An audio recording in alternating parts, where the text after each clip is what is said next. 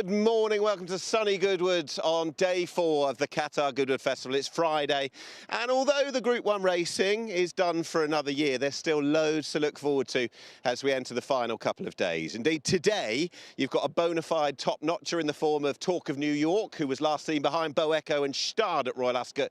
He runs in the Thoroughbred Stakes. The big betting race of the day, well, that's the Coral Golden Mile. But as regards today's feature, it'll all be over in just a few heartbeats. It is the King George Qatar Stakes, and it is a true test of speed.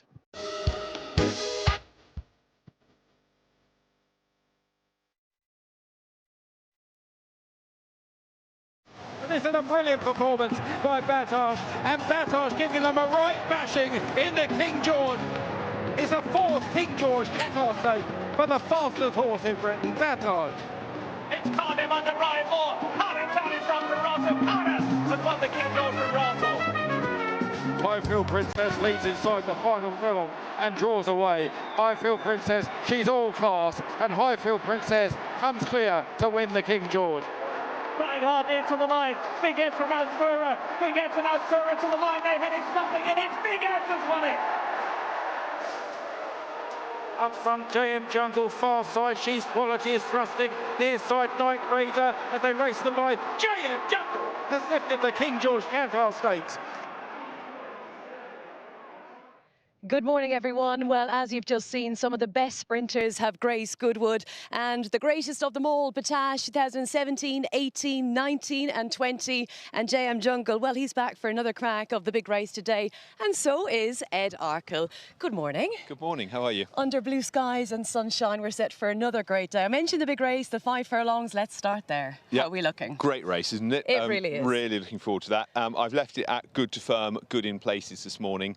7.6 on the going stick and 32.4% moisture, so that says it's quickened up a bit. I should think we'll probably quicken it up to good to firm at some point today. Are you running low on fuel because you're not getting many hours sleep, are you? No, we're doing all right. Not quite on vapour yet, but not far off. It's a lot of hard work, though. I mean, once racing ends, that's where all the kind of guys and girls have to get out and get going. Yeah, exactly. They moved sort of 3/4 of a mile the running rail last night, watered the round course, mowed the course, and then sort of sorted everything out in the parade ring, winners enclosure. So yeah, they have a long day before racing, during it, and then afterwards as well. Yeah, absolutely. Are you pleased with how everything is looking kind of all around the track? Yeah, very much so. I mean, it's been warm, it's been breezy, so it's obviously drying back a bit. You'd love to get more water at it, but it's just not possible. And probably not very sensible putting more than about 5 mil at Okay, time we'll on find it. out how sensible it is for our first race today, of course. Exactly. We have stalls over the 2.5 miles. Yes, absolutely.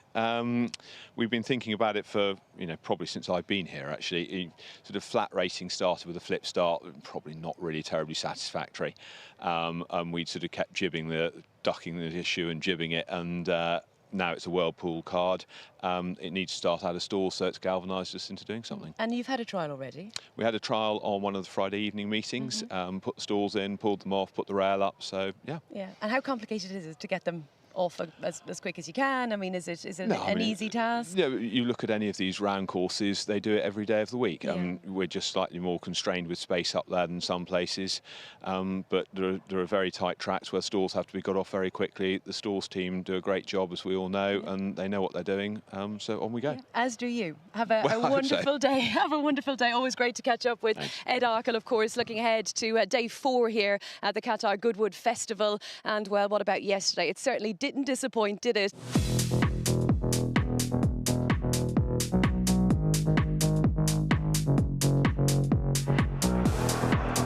Bourbon Blues with giant strides. Kiara Abu holding on though. Kiara Abu wins.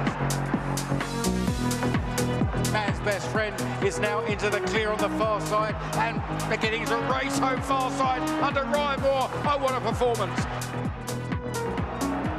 Enceladus by a length and a half. Geron closing functionally, but it's not going to be enough, and Enceladus wins the Gauntlet.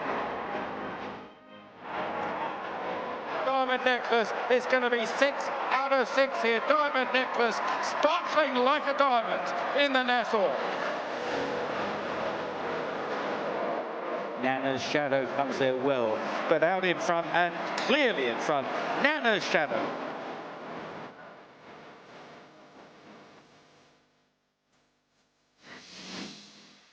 superb day yesterday was, just to add to what we'd already enjoyed on Tuesday, that belting Sussex on Wednesday. Sam Turner's alongside. My first visit here this week.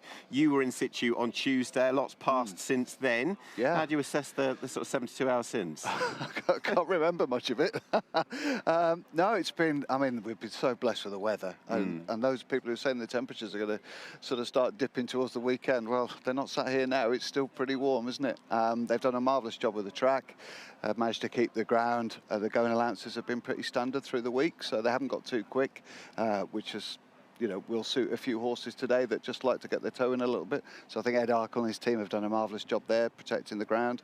And we saw another brilliant day yesterday. Yeah, we did. We'll get your thoughts on today, of course, as we go through the course of Mark Your Card this morning. But what we'll do to begin with is to wind the clock back to yesterday afternoon. And I guess the first thing I want to mention is a lot of people would have approached this week and wondered as to the well-being, the general state of affairs with Ballydoyle horses. But since Tuesday afternoon, Scandinavia's routed them in the Goodwood Cup. Stade has been beaten only by Bow Echo, because that's just what happens, but seems to run as good as ever. And Diamond Necklace has proved unbeatable once again. So the yard in form, and she's a tremendous filly as we have a look back at the Nassau yesterday. Yeah, the top stars have certainly raised their game, haven't they, again? And I think Stade ran an absolute blinder in the Sussex, was beaten by a superb horse, Opera Ballo in third. Certainly enhanced both of the front two's reputation and standing, and we saw Diamond Necklace never as good as she was in winning against the older horses for the first time here, stretching readily clear of a really, really talented yardstick in Friendly Soul. A sparkling performance, hit the line very strongly over a mile and a quarter, and as Aidan always says, all options are open to her. They are. And when you think about things like the Yorkshire Oaks and stretching out, as you mentioned, there are potential opportunities for her to stick to this distance. She could go to the Prix Vermeil. There is, of course, going to be talk of the first Sunday in October over in Paris as well. I mean, if she were yours, but what would you like to see next with her? Well, I think she just settles and relaxes so well, and she's got that potent turn of foot. The ground, I think, is quite key to her, because she really does accelerate off a fast surface, a good terrain like we're encountering here this week. So if it became a bog in Paris in the first week in October, that might slightly dull confidence. But, you know, you can put her wherever you like in a race. She switches off. She's temperamentally very sound, 6 from 6. You know, what's not to like about her? She's, we heard people touting earlier on in the week, I think George Bowie used the phrase, a complete racehorse with Bow Echo in mind. Well, he's not wrong. She's certainly earning that sort of reputation herself, isn't she? She is, and she's got that. Ryan Moore suggested she could drop back in distance. I guess I'm not saying we become sort of immune to it or just treat it as the norm, but when you think about some of the fillies that have been through that particular yard in the last decade alone, and Throw-In Found, more recently Minding, who did we have last year? We had Whirl, Love as well. It's just accustomed now, isn't it, really? Yeah, and you were suggesting to me off air that you know, the pedigree lends itself to perhaps having a little dart over 12 furlongs, and maybe she'll run in a trial and go that way. It also depends what they want to do with Constitution River, doesn't it? He's a nice problem to have. Also on the day, in the same colours, the 2-year-old Richmond went to Man's Best Friend. It's not long since the horse had broken his maiden tag. Ryan Moore had to be patient. You're going to see the Michael Table colours sort of midfield at this point, waiting for a gap, which eventually appeared over on the far side, and the horse duly took it. He's a big, quite imposing horse, and there's a lot to like about the future with him, both short-term and hopefully long. It was a fabulous performance. I think what got lost in the wash a little bit was the brilliant rider for Sheen Murphy on the runner-up, who just kept Ryan in a pocket for a while and sort of kicked on a day in Scarlet. What a fantastic horse he's been. He's only a little pony, but he's been and danced every dance this summer. He couldn't resist a more powerful thrusting rival in the last 110 yards. But gave him a little bit of a bump. And when you think sort of David and Goliath stuff, it's not quite there, but at the same time, he's a big boy, the winner. But the runner-up's been a magnificent horse for connections, you know, gone to every festival pretty much through the summer. But the winner looks as though he's got loads of progression in him, doesn't he? Unfurnished model just at the moment, but real powerhouse, and is going to take some beating going forward in 2-year-old races. There was another pattern race success for Ireland. That came courtesy of Joseph O'Brien's Enceladus, who won the Gordon Stakes, and it was a 1-2 for Irish-trained horses, with Geryon finishing in second. He's followed up his win from Royal Ascot, taken up an engagement in pattern race company. He's a lovely horse going forward, and whether it's a Vulture, whether it's a Ledger, whether it's both, options are plenty. Yep, if one O'Brien doesn't get you, another one will, and that was the case with Enceladus, who you know, really thrived off the back of that Royal Ascot performance. He was well back that day, got a great ride from Ryan Moore, just narrowly won and stepped up on that performance in Pattern Company. Gery, interesting ride. He travelled very smoothly and sweetly throughout the race, and maybe Connections had in the back of their mind that the trip might be a little bit of an issue for him, and he's run a really nice race. The two of them pulling clear, both very progressive colts who should do well for the rest of the season. 14 to 1, 10 to 1. There's sort of 5 or 6 shorter in the betting for the final classic come September. And Donny, do you think he is a ledger horse? Well, he's certainly got the potential to be. I mean, he hit the line very strongly yesterday. His stable are likely to have 1 or 2 contenders, you'd think, probably down the line. Horses that they could run in the race, and they'll have a very good line into it as well. While it wasn't a pattern race on the day, I think one of the biggest successes and one of the most popular successes of the whole week will have been that of Nana's Shadow for Katie Scott, winning in ultra impressive style yesterday under Oisin Murphy. He's got a fabulous record on this horse. When you think about the progression, she's gone into handicap company once again, having been beaten in a listed race, but having won at Epsom at the Derby meeting, at York, at another prestige track here at Goodwood, not just winning, but winning with emphasis. What a treat she has been to Connections. We don't see many sprinters in very competitive handicaps like this come there on the bridle, a furlong out, just being nudged to a snug length and 3/4 success, which is a massive margin when you're talking 5 furlongs at Goodwood, isn't it? Because, you know, we can often see blanket finishes, but she's won that with any amount in hand. She was some bet off 72 at Catterick in April, wasn't she? She was. She killed that race half a furlong out, at least. Yeah, and the stable have done brilliantly well with their sprinters this year. The one who I cannot mention, who was second, obviously, in the Coral Charge. Luna Edenbiny. Thank you for that. Something like that, anyway. Yeah, you can tell the one that got educated and the one that didn't. And she's just absolutely routed a field there. She's going to go up well into the hundreds, and there's some lofty targets being mentioned now. We talked about the first weekend of October in Paris. Katie Scott in the post-race comments mentioned that whether she thought she was mad or not, she's put the horse in the Arc. I think looks... the Abbey. She might not win the Arc. In the Abbey on Arc Day. She'd do very well to win the Arc, but at the same time, why not have a go? Yeah, have a pop. British Raiders have got a pretty good record in that. If you get a favourable draw, she's got speed to burn. You know, it doesn't look like you can get her off the bridle at the moment. No. Right, so let's move on to today. I mentioned in the opener that there are no Group 1 races. There's no Arc. We've enjoyed them so far, and we can review that, of course, tomorrow. But when it comes to the overview of today, I sort of feel like you've got the right handicap in the Coral Golden Mile. It's got a very notable non-runner, more on which in a few moments' time. You've got the great sprint, the King George Qatar, and I guess you've got a poster boy going into today with talk of New York. Yeah, you've got a nice blend of everything, really. It's a decent betting card, I think, as well. You've got the conditions race as well, which I think has still got 8 runners at the moment. So there is interest all the way through the card and towards the back end as well. So I haven't had many bets, I've got to be honest. A couple of mine were Nakib's a non-runner, unfortunately. I backed Sarah Lee and Bay in the mile. Yeah, just a very solid standard horse. I think we'll talk about it a little bit more later on, but the profile of that race has changed a little bit in recent times. Not so many 3-year-olds in it. I think there's only 4 4-year-olds, one of which is a non-runner, one of the upwardly mobile horses. So I'm not saying they're sort of jaded handicappers that are in that race, but David Amara's won it with a couple of 7-year-olds recently, so Sarah Lee and Bay only being 5, he's a relative youngster. 3 times since 2020 the trainer has won that particular race. And on the topic of today's feature at 3:35, 5 furlongs for the King George Qatar Stakes. They are going to go lightning. That is unquestioned. JM Jungle looks to win it again, and we saw in that lovely montage which Rachel linked to earlier today, the horses, or picked up from the horses that have won it. Batash is the standout, but we have had the likes of Take Cover, so horses can win it twice. I guess Night Raider, if you say he's not an Ascot horse, he is the one to beat on this year's form, isn't he? Yeah, he sets a very decent standard. He's proved his versatility since being gelded. You know, he obviously blazed away to win a Palace House, and he came from behind to win a Temple Stakes. So he's added a few more strings to his bow this year, and he probably is the one to beat in the race. But I think there's possibilities to get him beaten. And it might well be the final time on the track that we see the name Asfoora linked, because filly, a mare with a wonderful record. She's won a King Charles III in her first visit to England. She's also won an Unthorpe. She won an Abbey, not an Arc. But it sounds as though, courtesy of her trainer Henry Dwyer, that if today is not the day and she doesn't win, then it will be her new life in the covering shed. Yeah, and what a great career she's had. Terrific, brilliantly campaigned, very ambitiously campaigned, and all plaudits to Connections, really. But caveat that if she does win, she's going to the Nunthorpe. Yeah, well, why not? Yeah. But she hasn't sort of shown the same verve really in patches. She was very slowly away at Sandown, for instance, early on in the year, and didn't really take a hand there. So, yeah, she hasn't quite shown that sparkle that she did when that marvellous year when she won the King Charles. And plenty of sparkle from Sam this morning, as there will be from the man in the studio. It's a good morning this Friday to Angus McNay. Nick, Sam, thank you. Yeah, always sparkling, and looking forward to a tremendous day of action here on Racing TV. On the Downs, we've enjoyed some tremendous stuff already, as previewed or reviewed by Nick and Sam, and we've got a great day ahead for you. Plenty of favourites have gone in this week on the fairly lively ground that we've encountered. Good, fast, flat racing ground. That's what you want.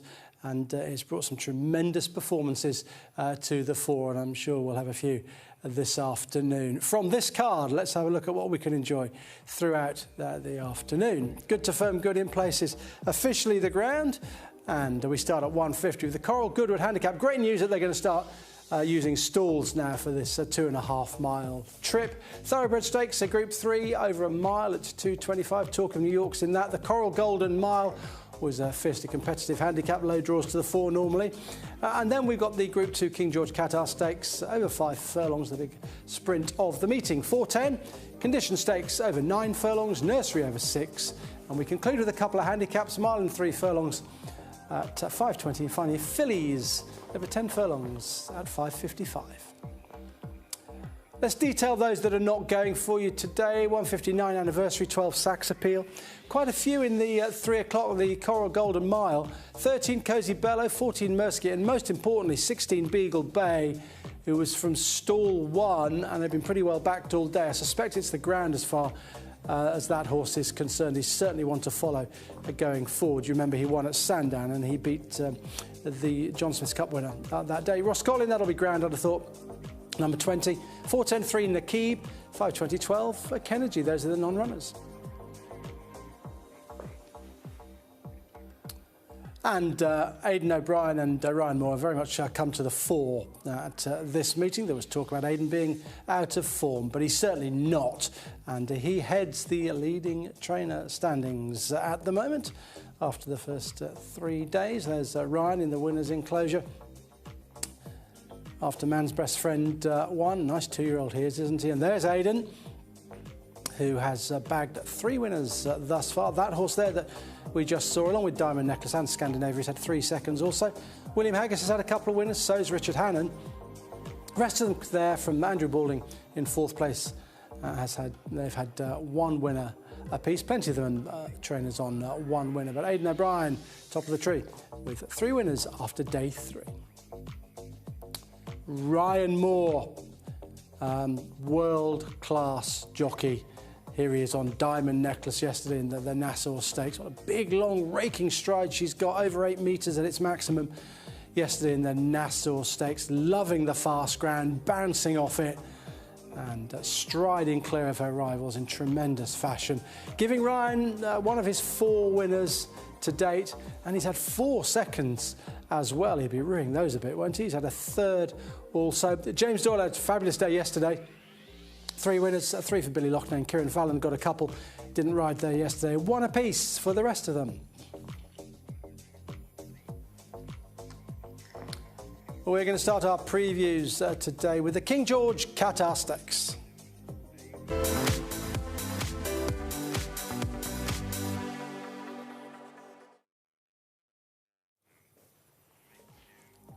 Good way to preface this race and put it into some sort of context is to have a look at previous winners, and we have take cover in 2016. The brilliant Batash, who won it 4 times from 2017 through to 2020. Sueza, there's a raider from France, really impressive in 2021. Cardem for the Charlie Hills team, Highland Princess, John Quinn and Jason Hart. Big Evs for Mick Appleby a couple of years ago. JM Jungle last year, Jason Hart winning it again. He's a really good jockey, Jason Hart, particularly on sprinters. He won it last year on JM Jungle, who's back to try and repeat the feat this time around. And this is how they bet for this year's renewal. Night Raiders 11-4 with Corals. Jakajaro been rejuvenated, this horse, since making the running. 11-2, 6-1 Rumstar. JM Jungle, there he is from stall 14, last year's winner. Jason Hart again, 17-2.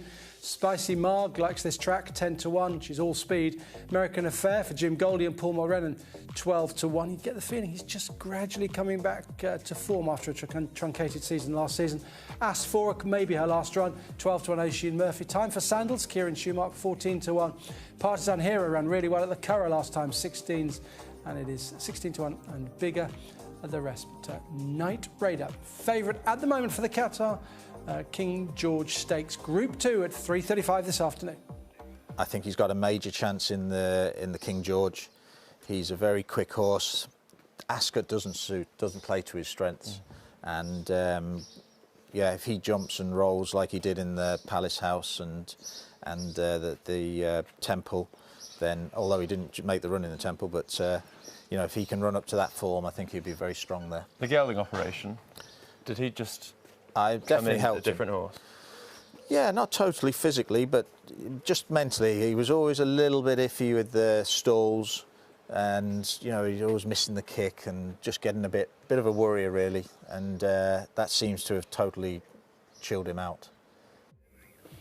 Well, it certainly has chilled him out, and he's been very good this season, hasn't he, winning at Newmarket, and he was brilliant in the Sandy Lane when he won there, and then Ascot, as Carl was saying, it's just not his track, and he didn't run particularly well there last time up, but decent ground, and this fast 5 furlongs should really suit Night Raider, who comes here in pretty good form. You can ignore that Ascot run, I think, last time up, and he looks sure to go well in a very competitive renewal of this big sprint. Night Raider on his seasonal reappearance prefaced a good season. I thought this was a tremendous performance from him. I think he was even better in the Sandy Lane.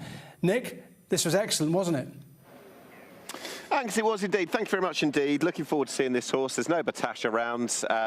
It is an open race, and if you just draw a line through Ascot, and I'm very willing to do so with the notion that he's in tremendous form, notwithstanding that, you can see just, I think it's incredible that he ran in a Guineas a few years ago as a miler, thinking how much speed he's got, but in 2 runs away from Ascot since gelding, Sam, he's been unblemished. He has, and you know, on a slick pace track, a pace favouring track like Newmarket, and the way that it rode Guineas weekend, he was absolutely ideally suited to the conditions, and he's bowled along, zips out the gates, establishes a length or 2 lead. Even Quinault couldn't lay up with him on this day, and he was taken to the other side to try and mix it with the other pack, and he's just he's run them legless. Rumstar has really emerged with a great deal of credit in this race, because he's come out of the slower group in effect to come and challenge late on, but Night Raider sees it out really strongly. As we say, we saw a lot of front runners at this meeting managed to prevail, and he was one of them, but he was very dominant at the line. He was dominant, and he was dominant as well in winning and beating a number of these. American Affairs about to pop up on that graphic as well. In the Temple Stakes as well, on that day of hiatus and change really at Haydock Park. Didn't stop Night Raider winning. Today, he's got weight to give away. Yeah, I know he was beaten in the race last year, but on pounds and figures, he is just a much better horse anyway, isn't he? Yeah, and I think Connections will probably be happy with this performance. Obviously, the first win at Newmarket endorsed the fact that they'd always held him in high regard, and that he could prove that he was at that level, but this race was done in a different manner. Jakajaro's gone an unbelievable gallop up front with American Affair. We've got Jm Jungle in there as well. They've gone a real good lick from the word go, and he's been ridden slightly differently. He's dropped his head, he's settled in behind, and he's not now a one-trick pony who has to just jump and run and do it all on one breath. This was quite a mature performance, and further indication that his education is going in the right direction. Which is why the horse was as fancied as he was at Ascot. I know there would have been a concern going into it. That concern was well and truly borne out. That's absolutely fine. He's got different ways of winning, but he's a very, very fast horse. Goodwood today, this ground should suit him. Is he a price at what we've got there? 11.4 thereabouts. I think he's a fair price. I don't know if he's bet of the century. I'd probably have him as a saver, because I think he's the one horse that could, I think in the race, could really blow the field apart in some respects. I think he's already proven at this level.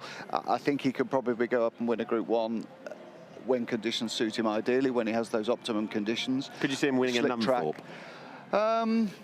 Yeah, possibly. Possibly. But I think I wouldn't be concerned about penalties and things like that. I just think if he's in the right headspace, I think he's probably the best horse in the race.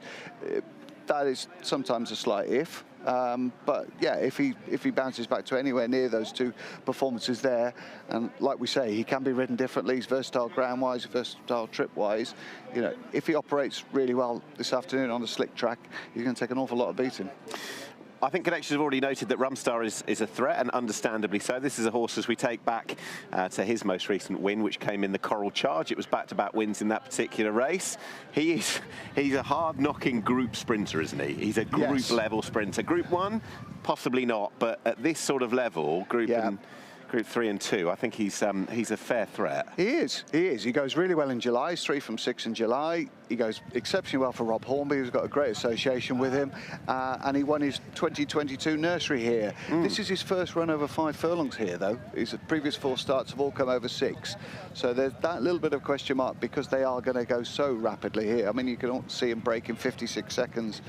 Quite comfortably perhaps today, and so this race is going to be run at a different tempo from, for instance, this Sandown race, where yes, they've gone a good gallop, and we see Partisan Hero there running a blinder in the cheap pieces, and Rumstar really enjoys coming from off that gallop and hitting the line hard and winning this for the 2nd successive year. Brilliant flag bearer for the stable. As I say, great association with Rob Hornby as well, and just a really tough, durable, likeable sprinter who puts his neck on the line and very rarely fails to deliver when conditions are ideal for him, i.e. grade, trip, ground, etc. So if you fancy Night Raider or others, is he the one that would frighten you the most, or are there others? I think there's others for me. I wonder whether Jakajaro will get loose on the lead from 5. He's deadly on the speed, isn't he? He is. And I think he's run 2 unbelievable races really on tracks which shouldn't, in theory, suit him. I thought the Curragh performance was a really good one. He was just susceptible to some closers there on that stiff track. And I thought the Ascot run in the King Giles was another exceptional effort. This should be absolutely ideal for him. It's hard to think that he was beaten in a Stewards Cup over 6 here, given the brazen speed that he's shown this year over 5. I find it hard to imagine his trainer's yet to win this, considering his CV with sprinters. But let's have a look at Jakajaro, who was a position behind Partisan Hero at the Curragh a couple of weeks ago. That was in the Sapphire Stakes as part of Irish Oaks weekend. Here's Jakajaro. Can we just focus on Partisan Hero, if we may, who we saw in that previous clip? Cover Up, another British raider, won that race, a horse we're very familiar with in Dubai. But Partisan Hero in isolation is in wonderful form, the form of his life at the moment. He is, and you know, the stable and these colours, this owner, are enjoying a pretty good time of it at these festivals as well, obviously, with Sparks Fly at Epsom, etc. But you can just see Jakajaro quickly into his work here. Really enthusiastic runner, hits the gates hard. I should imagine his 0 to 20 mile an hour speed on the race IQ metrics are always pretty up there. And you know, he's a horse that could well establish a 2 or 3 length lead. Now, whether he can hold on to that in the closing stages is a little bit open to question, but he's only got overhauled here in the last 100 yards. It was the same in the King Charles as well, where they've just thrust at him late as the pace has collapsed a little bit. But those are 2 very stiff tracks. Obviously, Goodwood, a much slicker test of stamina. He has taken his form to a whole new level this season, Jakajaro. Cover Up, a good winner there. Partisan Hero finishing 2nd, and Jakajaro, who we focused on, was in 3rd, and he is likely, according to the market, to be one of the big players in this. Let's have a look at some York form from back on the 11th of July. Aspect Island finishing best of those. This form's already had a little bit of a boost, courtesy of the horse we talked about yesterday, American Affairs in there, Azure Angel as well. Some of these are Friends reunited, if you will. Jm Jungle, last year's winner of this particular race. Is this form that you expect to stand up today? Look, there was a bunch finish, but it did look a strong renewal for a listed race going into it. You've got Jm Jungle, a winner of a Group 2 in there. Aspect Island, who'll be ridden for the first time by Billy Lockname this afternoon, was 3rd in a Breeders' Cup Juvenile. Didn't fire much at Ascot. Maybe that track doesn't play to Aspect Island's strengths, but this was a good strong finish in 2nd here. That's good old Nana's Shadow down the near side. Yeah, absolutely. You know, it was a race run like a typical York sprint. Absolute hell for leather, jump, run, one breath, and Aspect Island has run really well. It gets quite tight over on that far side, and you know, Jm Jungle also shown there was, you know, the green shoots to his recovery a little bit. I thought this was a much better performance from him, really. His last 2 runs have been, you know, much more encouraging, and he's without a win, obviously, in 12 months since winning this race last year. OK, with plenty of others to talk about, you can see the betting crawler at the bottom of the screen. Night Raider 11-4, Jakajaro's 11-2, Rumstar 6-1, Jm Jungle, last year's winner 17-2. Spicy Marg, yeah, she's capable of the spectacular, almost winning at Group 1 level at Royal Ascot, and was a good winner as a juvenile at this meeting. Does she represent any appeal? I can certainly see it. She won the Alice Keppel, didn't she? She did, I think, as a young horse. I can certainly see the appeal in some respects. You know, if Night Raider doesn't fire, you're then looking around for possible contenders. My preference would be Jm Jungle, who really hit the line hard in this race last year. Was admittedly probably in slightly better form last year, but he is 2 from 3 at Goodwood, and we know the Quins are very, very adept at this meeting, so I think there was some double figure quotes about him. I think that was fair, and I just wonder whether Jakajaro would be a good sort of back to lay proposition as well. You know, he's probably going to trade a bit shorter in the run. He's a horse that just hits the gates quickly and jumps and runs. So they would be my 2 preferences. I just wonder whether they're slightly better contenders than Spicy Marg. When the gates open and you sort of squint in and my eyes aren't getting any better and you think, where's mine? I think you've never got a problem with Jakajaro. Well, he's going to be right there on the front. You'd hope not. Time for Sandals, I wanted to give a mention to. Yeah. Last year's Commonwealth Cup winner, bit of a shock, who has been highly tried in open age Group 1s this year, ran in this last year under a penalty, ran quite well. Yeah. What do you think of her progress this year? Not so much. I think it's where I'm kind of going with that. Not unlike Spicy Marg in that, yes, there was that wonderful run at Royal Ascot. The combination of the track and the best form come together, you can see it. Yeah, you can see it, but there's a few ifs and buts there, isn't there? I'm not sure she's been in such compelling form this year, although the Eustace team have been this week. They have. So in conclusion, the short list is whittled down to? I think if I was playing the race seriously, I'd look at Jakajaro, I'd look at Jm Jungle, and I'd probably save on Night Raider. No, I'm backing 3 horses there, but I would want Night Raider. I don't want to be losing on the race if he wins, so that I'd probably have a split stakes on the other 2. It's a funny one, isn't it? Because you look at how good he's been since he's gelded. He ran all right in the race last year, but Newmarket, Haydock, Ascot, scratch that. When he wins today, to many people, I think he probably will, you just look back and it's the most believable result going, isn't it? Yeah, absolutely. Absolutely, yeah. I mean, you know, you don't have to be... it doesn't take a lot of imagination, does it, to see Night Raider win it? But that's why he's 11-4, and you know it's one blip, isn't it? But the way Wathnar's horses have been running this week, and you know Carberg's in good nick as well, so there are plenty of positives to his chance. We know how much Royal Ascot means to Wathnar, but the Qatar Goodwood Festival, of course, is signature as well. So success that they've had with had that lovely 2-year-old filly earlier in the week. 1 or 2 others. Yeah, they've good chances to come as well tomorrow. Doyle's had 3 winners, I think, this week, hasn't he? Exclusive Code winning the last race yesterday. So. Okay, there we go. That's our thoughts on the Qatar King George Stakes, or the King George Qatar Stakes, which is today's feature at 3:35. It'll all be under a minute, and it'll be a pretty rapid affair, well worth the watch.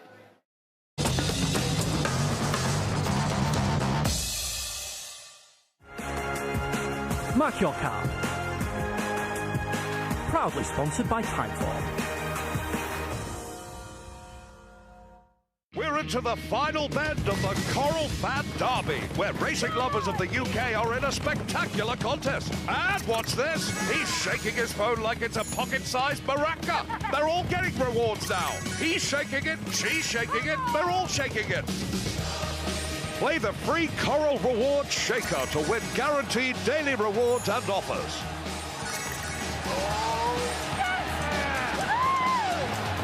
Coral, we're here for it.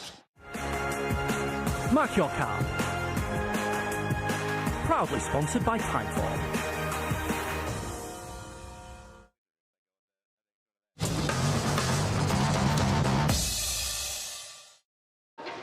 Well, all around this area we can see the purple brollies and the Highclere Castle gin, and we have decided today is the day to come and taste it, and we are delighted, Neil and I, to be with Lord Carnarvon. A very good morning to you, and thank you so much for having us. I see we're already primed and ready to go. Tell us a little bit about the gin and, of course, all of the different botanicals and where it all comes from. Well, thank you. It's really exciting. We actually had this idea of using our own Victorian orangery to find the botanicals. bottles for this glorious gin, and we had a lot of fun designing it ourselves from the gardens and the farm at Highclere.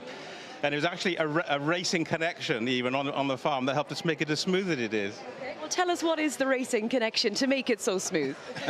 Well, we have a business called Highclere Castle Horse Feeds. It processes a vast amount of oats for performance horses, race horses, polo ponies. And I was on my 28th version from the distillery of trying to get this product right. I was getting a little bit frustrated. I loved the taste, but it was still burning in the back of the throat. And I gave a throwaway line to the master distiller and said, why don't you put a cup of our rolled oats in the botanical process? The starch will make it probably smooth and creamy. You can't taste it. And lo and behold, it worked.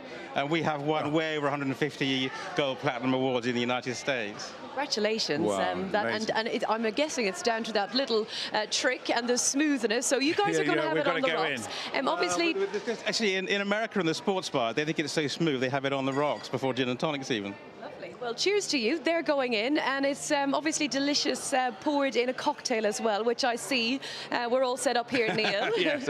Well, we are. But I've just got to say, I love your gin because the sort of all the range of botanicals, but the citrus style as well you have with your gin is great. Actually, one of the really fun things in the citrus is I discovered that in the greenhouse they have these ornamental orange trees which have these tiny mini oranges, but if you dry them, they are the most intense flavour, and the distillery soon clocked onto that, and that's one of the things that makes a difference in the tree. Beautiful. And you know, I love this, and also we're going to move on to have a classic gin and tonic. And one of the things is, I don't have a taste here, but I think, and Rachel's keen to taste, I can tell. You're ready to taste. As ever. And also we've got some rosemary and orange as our garnish. Actually, because the botanicals are sort of slanted towards the sort of orange end of citrus, it works really well with this bit of orange and rosemary in it, and it is just the most refreshing summer drink. It really is fantastic. Well, I'm going to have a taste. You go in, Rachel, because I just think this is Group 1 gin and tonic. It most definitely is, because it is so refreshing. And I love that little kick at the end as well, Lord Carnarvon. It's just really, really good. There was a lot of effort went into all the complex mixture of getting this distillation process correct. And in the end, we just love the taste. And Forbes magazine in their spirits section last December tasted over 6,000 gins and made us one of the top 3 in the world. So we're very excited. What an honour. What an honour. I mean, a serious achievement. And for you, I mean, how much of a kick do you get out of something like that? Well, it's a new product, so you've got to work hard to get it out to the world, but when people taste it for the first time and they really enjoy it, we do get a real kick from that. And I can see people yesterday here at Goodwood having a fantastic time with the gin and tonics and the cocktails. And it looks great with the packaging too. You've got a great job with the packaging, I've got to say. The beautiful purple-blue bottle is a reflection of the fact that Highclere was run by the Bishops of Winchester with their purple robes for over 800 years. So it's a reflection to our past history. And that history so rich as well, the whole family. Absolutely, and you know, it's great, and I love the fact you're here at Goodwood, but also you've got a runner today as well. Well, I'm hoping to emulate my father back in '83 when Little Wolf won the Goodwood Cup. We're not going quite as far today. But Pearl River has an each-way chance in the 520 here today. He ran very well against a nice filly at Salisbury the other day, just on the line together, and she's in a listed race tomorrow. So I hope we can do well today. They must think a lot of her if she's going to be going into the listed race. And you've got an extra furlong as well, haven't you, Lord Carnarvon? Actually, even though this horse is by Qatar Glory, which is a 5 furlong sprinter, he actually wants to go further and further from his dam side. So I think we may be even going further than the 1.5 miles at some stage. Yeah. Are you going to be here? Have you been here all week at Goodwood? We have, because we've been supporting Colin's fantastic work here all around the gym bar, which is amazing, and doing a brilliant job. And we're actually sponsoring the first race tomorrow. Fabulous. Well, we wish you the best of luck with that, Lord Carnarvon. It's so lovely to meet you. Cheers. And come in here, because I think Colin, is this a blast from the past over here? Yes, it's really interesting. Yesterday, Hannah said to me, there's a gentleman coming around called Neil to pick up a bottle of gin to go to one of the races. And this gentleman pitched up here, and I looked at him and I thought, do you know, I recognise that face. A little bit older, a little bit bigger like us all. And anyway, he walked off, and I said to her, is that chap by the name of Neil Phillips? And she says, yes, he is. Neil and I work together. We've just worked out about 32 years ago in London. We were in a sales team in London, and we worked together. It's the first time I've seen him for 32 years. And is he still the same? Still the same, hasn't changed one iota. Now he's still the same. Well, exactly. actually, That's one of the reasons why I noticed that. I thought, I recognised him, and I thought, I recognise those characteristics and what he's doing. Yeah. We've just been here to chat to Lord Carnarvon, obviously, about this beautiful gin. Has it been so popular? Is everybody enjoying it and enjoying the week? It has indeed, yeah. Yesterday we've got the cocktails as well. The cocktails have gone down a storm, and yesterday it was so popular. We were constantly running backwards and forwards, getting more stock from the cellar. But yes, really, this one really went down really well. And for later, when I'm out and about enjoying racing, what has been the most popular cocktail? I would say the one. Just bear with me 1 second. It's gone. He's coming back. Back for the menu. Yeah, come on, here we go. This one here, His Lordship. Oh, there we go. Yes. His Lordship, which we do with a high clear gin. We put some fresh grapefruit in it. It's got a fresh sprig of thyme, and we top it up with grapefruit soda. It's been very popular. And very fitting, His Lordship. Thank you so much. Lovely to meet you, and of course Lord Carnarvon as well. Lord Carnarvon. And of course, cheers, blast Colin. from the past. Still, it's great. Yeah, who is my boss? still stealing a living. Still stealing a living. Cheers, everybody. All right, back to you, Angus, and we're going to take a look at the Golden Mile. We certainly are. Enjoy the gin. Neil Phillips with Rachel there in that gin bar. Yeah, we are going to have a look at the Golden Mile now. There's a notable non-runner in here, Beagle Bay. Let's have a look at the past winners of this race. We'll take you back 10 years. David O'Mara's won this race 3 times in the last 10 years. He won it with Prompting in 2020. He's won it with Orban in 2022, and last year with Ross Collins. Ross Collins, a non-runner today. That'll probably be because of the ground. You would have thought Ryan Moore's won it 3 times in the last 10 years as well. Seniority Master of the World, Franklin D in 16, 17 and 18. So winners have been spread around all over the place, but David O'Mara with a very good record in the contest. Let's have a look at how this is shaping up in terms of the market. There's some non-runners 13, 14, 16 and 20, but 18 will still go to post, and Indalo is the favourite. 130 with Coral. Blue Brothers 11-2. It's 11-2 Tribal Chief, and Epps Guard is 13-2. It's 8-1 Scoville. 17-2 Kellyan Bay. It's 12-1 Bunyola Bay. Archivist is 18s. It's 18s Hawksbill, and it's 20s and bigger. The rest for the Coral Golden Mile. Shame that Beagle Bay is a non-runner. He does have an entry on the 20th of August at York, however. So if you're a Beagle Bay fan, you haven't possibly not got long to wait to see him run again. Indala's favourite, though, for the Coral Golden Mile. Here's Nick. Thank you, Angus. Yeah, Beagle Bay, wherever he goes, is going to have supporters, considering the strength of that form to Sandown last time. And with the non-runners, Sam alongside, we're less to David O'Mara, but 2 steps back, 2 steps forward, because a couple get in. They do, yeah. Darkness and Walsingham. Although you wouldn't know that by the race card. No, but no, yes, that's a good point. Yes, they're in. They're in. So if you are coming later, and you pick up a race card. Yeah, and Darkness beats Walsingham in a forecast and you can't find them anywhere. There you go. They're not in there, but there will be plenty of announcements. There's already been a couple of announcements over the tannoy, I am sure. Shape of the race, as you see it, the right kind of profile when you think about some of those that we know a little less about, some of them that we know and have got fairly established form here as well. The right kind of race? Yeah, I mean, you reeled off a few of the previous winners in the last 10 years, and there was a number of 3-year-olds in that list. And we've only got one at the moment who's a sort of a refugee from the Irish Derby, Bunyola Bay, who obviously won his nice race at Garin, and it was a win and you're in, and he's back to the mile today and possible pace angle. But other than that, with Beagle Bay out as well, the unexposed nature of this race, horses they're in, are few and far between, really, and we've got a lot of erstwhile handicappers that have been around for 2 or 3 years that everyone will be very familiar with. I cannot ever imagine Irish Derby into Coral Golden Mile at Goodwood's ever been a route in. Be a fair double. Probably the first time it's ever been done, but anyway. Top of the market, as Angus was showing you, the Sandown winner Indalo, and we're going to have a look back at that most recent success, which draws in any number of these. I fancy one further back, more on which in a moment or two's time, but the winner needs plenty of credit. He does. He's had the hood back on this year since he started again in his 3 runs. He was 4th here last year over 9 furlongs. Stays the mile very strongly. There's a blistering gallop on here in this race, and that really played to his strengths. He's a class horse. He's sort of gone from 95 to 104. We saw he was a good horse last year. He was 2nd in the Cambridgeshire, so he's well averse to coping with the rigours and exertions of big field handicaps around tracks like this. So this was a good effort from him. He had a few in behind him here. here as well, and look, he looks to have a leading chance here. He handles the track. As I say, a strong gallop holds no terrors for him. Fast ground is absolutely fine, and he's still...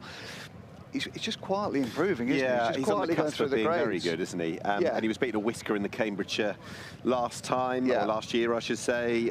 Did best of those far side in the Royal Hunt Cup as well prior to this. So his form stacks up. The body of work this year and last is pretty good. I like his attitude. His temperament's good. He's everything you need for a race of this nature, really, isn't he? I think we ought to talk about some of the horses that were in there. EBT's Guard is a wonderfully consistent horse. We saw Classic, who I actually think's a little overpriced at 25 to 1, who ran a luckless 6th in this race 2 years ago behind Twami Sun. Hasn't been back to Goodwood, let alone this race, since. And I half think on some of his best form, of which he's got plenty, he's too big a price. I wouldn't disagree with you, actually. I hadn't really thought about him in this race until you sort of highlighted his chance there. And he is overpriced, isn't he? Because he's got form early part of the year. He was excellent around Newbury, on the straight mile at Newbury, and he's only had a couple of blips. He ran really well in the Hunt Cup. He was 9th at 28. He's only a couple of spots behind, horses that are in this race at much shorter prices. So I can certainly see the case for him, and obviously the fact that he's been round here. Well, the topic of EBT's Guard as well. I wanted to finish 2nd in this last year. That 3rd we saw to at Sandown behind Indalo. 4th in the Royal Hunt Cup. Was runner-up at this meeting in 2024. He's wildly consistent. And what I love about him, he's kept that consistency even when the stable have gone through a quiet patch. By William Muir's admission, that the bloods were all wrong a while back, and then they sort of bounced back to form. They had a winner at Salisbury with Bleacher, and that sort of was the advent of a much better run for the stable. They've had 2 winners in the last week as well, so I wouldn't put anybody off EBT's Guard. He's sure to run his race, and with extended places on offer as well, he's just the type of horse that you're quite happy to back each way. Was that the 2-year-old you mentioned that he said was his best ever? The best horse he's ever trained? I think he was slightly misquoted, because he said at this stage of his career he's better than Par Driver, but obviously he went on to be 125 rated horse, so it was a bold statement. But I think he was in 2 minds whether to run him that day, and I think he's going to go for the Stonehenge in a couple of weeks' time. I think I did text Martin Dwyer, son-in-law, and said, son-in-law to William Muir, not myself. You. And said, where was the text? But I don't think he knew either. No. So, no. There you go. There was money for him as well that day. Yeah, he was very well backed and nice winner. But that sort of showcased the improvement in the yard's fortunes going forward. Tribal Chief is trained locally by David Menuisier, who absolutely loves a winner here as much as anywhere, but maybe that little bit more than most. It was interesting. We had a Zoom call with him actually just before he ran in Ashmore in the Irish Oaks and supplemented stuff for that. And he said Tribal Chief would go to Goodwood, but maybe not the race you'd expect. But he is in this race. I was slightly thinking they might tinker with Trip, but things dropping right for him today. Does he put him in the shortlist for you? JP Spencer on a hold-up, first time. You probably want to watch this from behind the sofa, but look, there should be a good gallop on here with Scoville, Archivist, and probably 1 or 2 other pace setters. EBT's Guard will keep the front runners honest as well, won't he? So he's going to get a nice setup here. He has won here as well. Tremendously consistent horse, a bit like EBT's Guard, 3rd in a Victoria Cup, 3rd in a Lincoln, as you say, 6th last year. I think he's got to have a chance, hasn't he? He's got to be there and thereabouts, but he does need that pace collapse, and he does need things to open up for him in the straight. The yard won it, as mentioned, with Twami Sun 2 years ago. Ryan Moore takes a ride on Bunyola Bay, a horse that we've mentioned already, because of the fact that he ran in an Irish Classic. He won the Goran Classic prior, which grants him a run in the Irish Derby. This is that day. Ryan Moore actually won this race in successive years, a decade ago, 3 in a row. I was trying to call up the horses there, but completely forgotten. I know Franklin D, the well-backed horse, was one of them. Then Master of the World and Seniority. That he Master of the World ride was unbelievable, wasn't it? If you remember. Right up the rail. Yeah. David Ellsworth, wasn't it? But Bunyola Bay, this was really sparkling performances. Good piece of placing as well.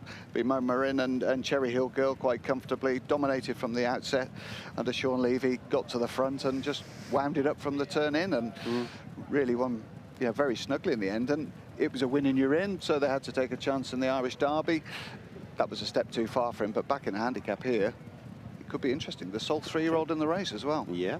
and I've taken him on with one from his own barn, as we said, with Classic. So yeah. We'll see. There are others at the top of the market that we need to mention. I know you've already given verbal reference to Scoville, but you were talking about this to me in the press room earlier. When he won his novice at Newmarket last year, albeit not much of a contest, but what he did in isolation broke the clock, didn't it? Yeah, it was an incredible performance on the clock, and calculated my own speed figures. I was trying to hold the number down because I was thinking he's 1 to 8. 1 to 8. He's won by 14 lengths. You know, this isn't Frankel, and it's so proved that it's not been easy for him subsequently. But I think, you know, he's been gelded. He's had the wind operation as well, and there were definitely green shoots of a revival when we saw him in the Hunt Cup over on that far side as well. I thought that was a really good run. He's very lightly raced, and he's just the type that his stable do exceptionally well with here. Obviously, he is a front runner, and he doesn't have a lot of Goodwood form. He doesn't have any. So there are some questions and boxes to be ticked. But I think he's quite a classy horse, and I'm sure his stable could have run any number of horses in this, and they've centred on him. Draw is the obvious mention. I know that we did have big draw numbers, Twami Sun and Johan, you were mentioning. Yes, one was on soft ground, one was on quick grounds. You would typically assume it would side with horses drawn that much lower. Ancient Rome's got 2, EBC's Garden 3, Tribal Chief, Ozat. Indalo well drawn in 6, you'd expect. And it, I guess, one swing to the other, it would worry you if they were that much further out, usually. But the two out-and-out pace angles, though, are 18 and 20. So, you know, if they jump and run and come across, that could present its own problems as well, couldn't it? Mr. Winston as well, 19, too tempting, 15, horses that like to go forward and race prominently. So I don't think we're beginning lacking in any speed here, and that should suit Tribal Chief and the likes of Cerulean Bay as well, who is 2 from 2 at Goodwood, and good hard-knocking handicapper who should run his race. And final word, one that we didn't mention right towards the top of the market, is Blue Brother, who ran a good race when expected to at Royal Ascot. Yeah, he was very well punted the year before, wasn't he? He was, yeah, different race, yeah. Different race, and well backed again. I think he just missed out on getting in the original target, didn't he, Ascot, if my memory serves me, and then had to run in the race he actually did run in.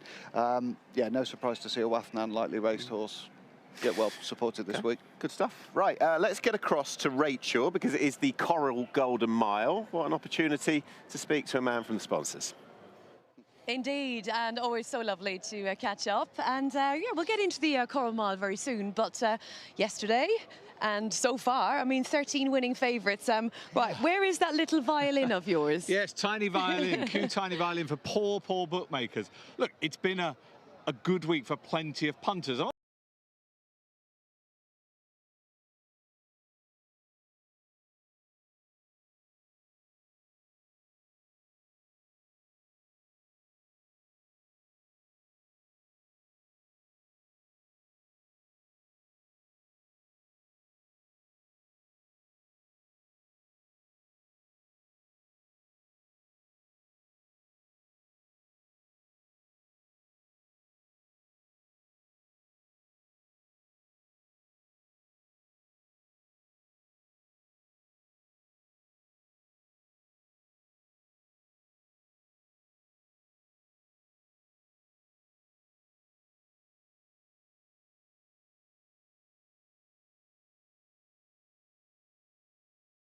Scandinavia in the Google Cup. I thought Diamond Necklace was an absolute good thing yesterday in the Nassau. And I loved Ryan Moore's comments afterwards. Ryan is a man of few words, as we know. When asked how that was, he just said, it was very easy. And I can't argue with that. I mean, she'd been slightly crabbed going into it. You know, she'd been running against her own age group. She beat a couple of really good older fillies and mares yesterday, and she looked absolutely fantastic. Group 1 win number 14 for Aidan this year, is it? So he's well on target to break his own record. Where will she go? The world is quite literally her oyster. The Arc, she's 8 to 1 shot, the same price as her stablemate Constitution River. Just shows the strength and depth they have. But she was a star act yesterday. But yes, spare a thought for us poor bookmakers with all these winning favourites. Can someone just dry up all my tears, please?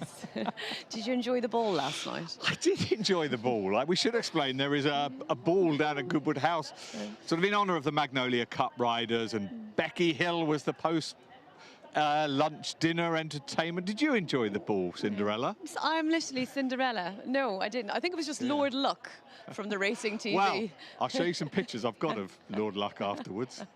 and not for public consumption, but well, he was having a good time. Well, we'll leave it there. We were actually at the cricket last night. We Okay. had ITV crew versus Racetech crew. And who won that one? Which was fun, ITV. Oh. Yeah, that's all right. It's a good evening. No ball for me, but anyways, we move on to the Coral Golden Mile. We've just been here in the preview with Sam and Nick, and best backed horse in the race? The best backed horse is now, again, Indolo, but obviously there was a big non-runner with Beagle Bay coming out. Beagle Bay was 10-1 into 9-2 in the week. But I look back, and he was supposed to run on Coral Eclipse Day and was pulled out because of good firm ground. So it always seemed one of those where the punters backing him were taking a bit of a chance with the ground. Sure enough, I assume it is the ground he's been pulled out. So Indolo had been favourite up until last week, or earlier this week, has now reclaimed favouritism. He won the Coral Challenge on Coral Eclipse Day, so he's looking to win more of our money. But as you'd expect, there's plenty of attracted each-way support. Blue Brother's been well backed. Epsgard, I hope I pronounced that right. William Muir, Chris Grassick, let us know. I think there'll be a few variations of that today. Yeah. EPT's Guard, Epsgard, I think we are going with them, aren't our we? BAFTA award-winning videographer, Phil Clark, has told me that's The how real it's star pronounced. of this show. And he wins BAFTAs for a reason. Mr. Winston's been well back to the big price, as has Hawksbill. But they always say you've got to be drawn sort of in the first 6 here, which the market principles are. Having said that, I'm pretty sure the last 2 winners have both been drawn in double-figure draws. So it's like all these things. We go round in circles. You can win from anywhere. Same with the Coral Stewards Cup. Right, big race of the day then, the sprint. We're looking for, maybe a horse who might have won it already. JM Jungle, of course, he's back for another crack. Are we looking at a new sprinting star? We're going to be seeing someone who's been, strutting their stuff here in the past. I think JM Jungle has got a massive chance. Horses for courses and all that. Goodwood is very much one of those. He's 17-2 from 10, so plenty agree that he can. But the very solid favourite is Knight Raider. Was having a brilliant season. His 10th place at Royal Ascot, at first glance looked disappointing, but actually it wasn't a bad run. This is clearly a drop in class. He's 5-2 favourite. There's loads in here that have got a chance. Oh, Rumstar, another winner on Coral Eclipse Day, he comes here. And if Bo Echo, I couldn't decide, Asfoora is one of those horses. I'm with her every single time she runs. You're not going to desert her today. Well, I can't, can I? But Connections, if she doesn't run well today, would retirement not be the option, just to save me money, if nothing else? At her best, she would win this under Oisin Murphy. She has been back 16s into 12, but sometimes, the great Henry Cecil used to say, if a filly or mare doesn't want to do it, she will make up her own mind, kind of thing. But Asfoora, maybe one more day in the sun for her. And what about, the story, the last hurrah? Wouldn't it be incredible? It would be a fantastic. Mind you, if she goes and wins, would they not be entitled, well, let's go to the Prix de l'Abbé or over to Ireland? So, look, I just think at her best, she would beat these. But there is a question mark over that, obviously. Have you enjoyed the week so far? How can you not, Rachel? Last couple of days? Look, I know Lydia in particular always has to go at me for cliches. When the sun is shining like this, We are just teeing you up. Teeing you up. There is no more glorious places there. However bad results are, if you're going to lose money as a bookmaker, you might as well do it here. I just teed you up. We said we'd trot it out all week, all the cliches. Dave, wonderful. Thank you so much. So there you have it then, a betting update from Dave Stevens at Coral. Back to you, Angus, for more. Rachel, Dave, thank you very much indeed for that. We're now going to concentrate on the Hong Kong Jockey Club World Pool Thoroughbred Stakes.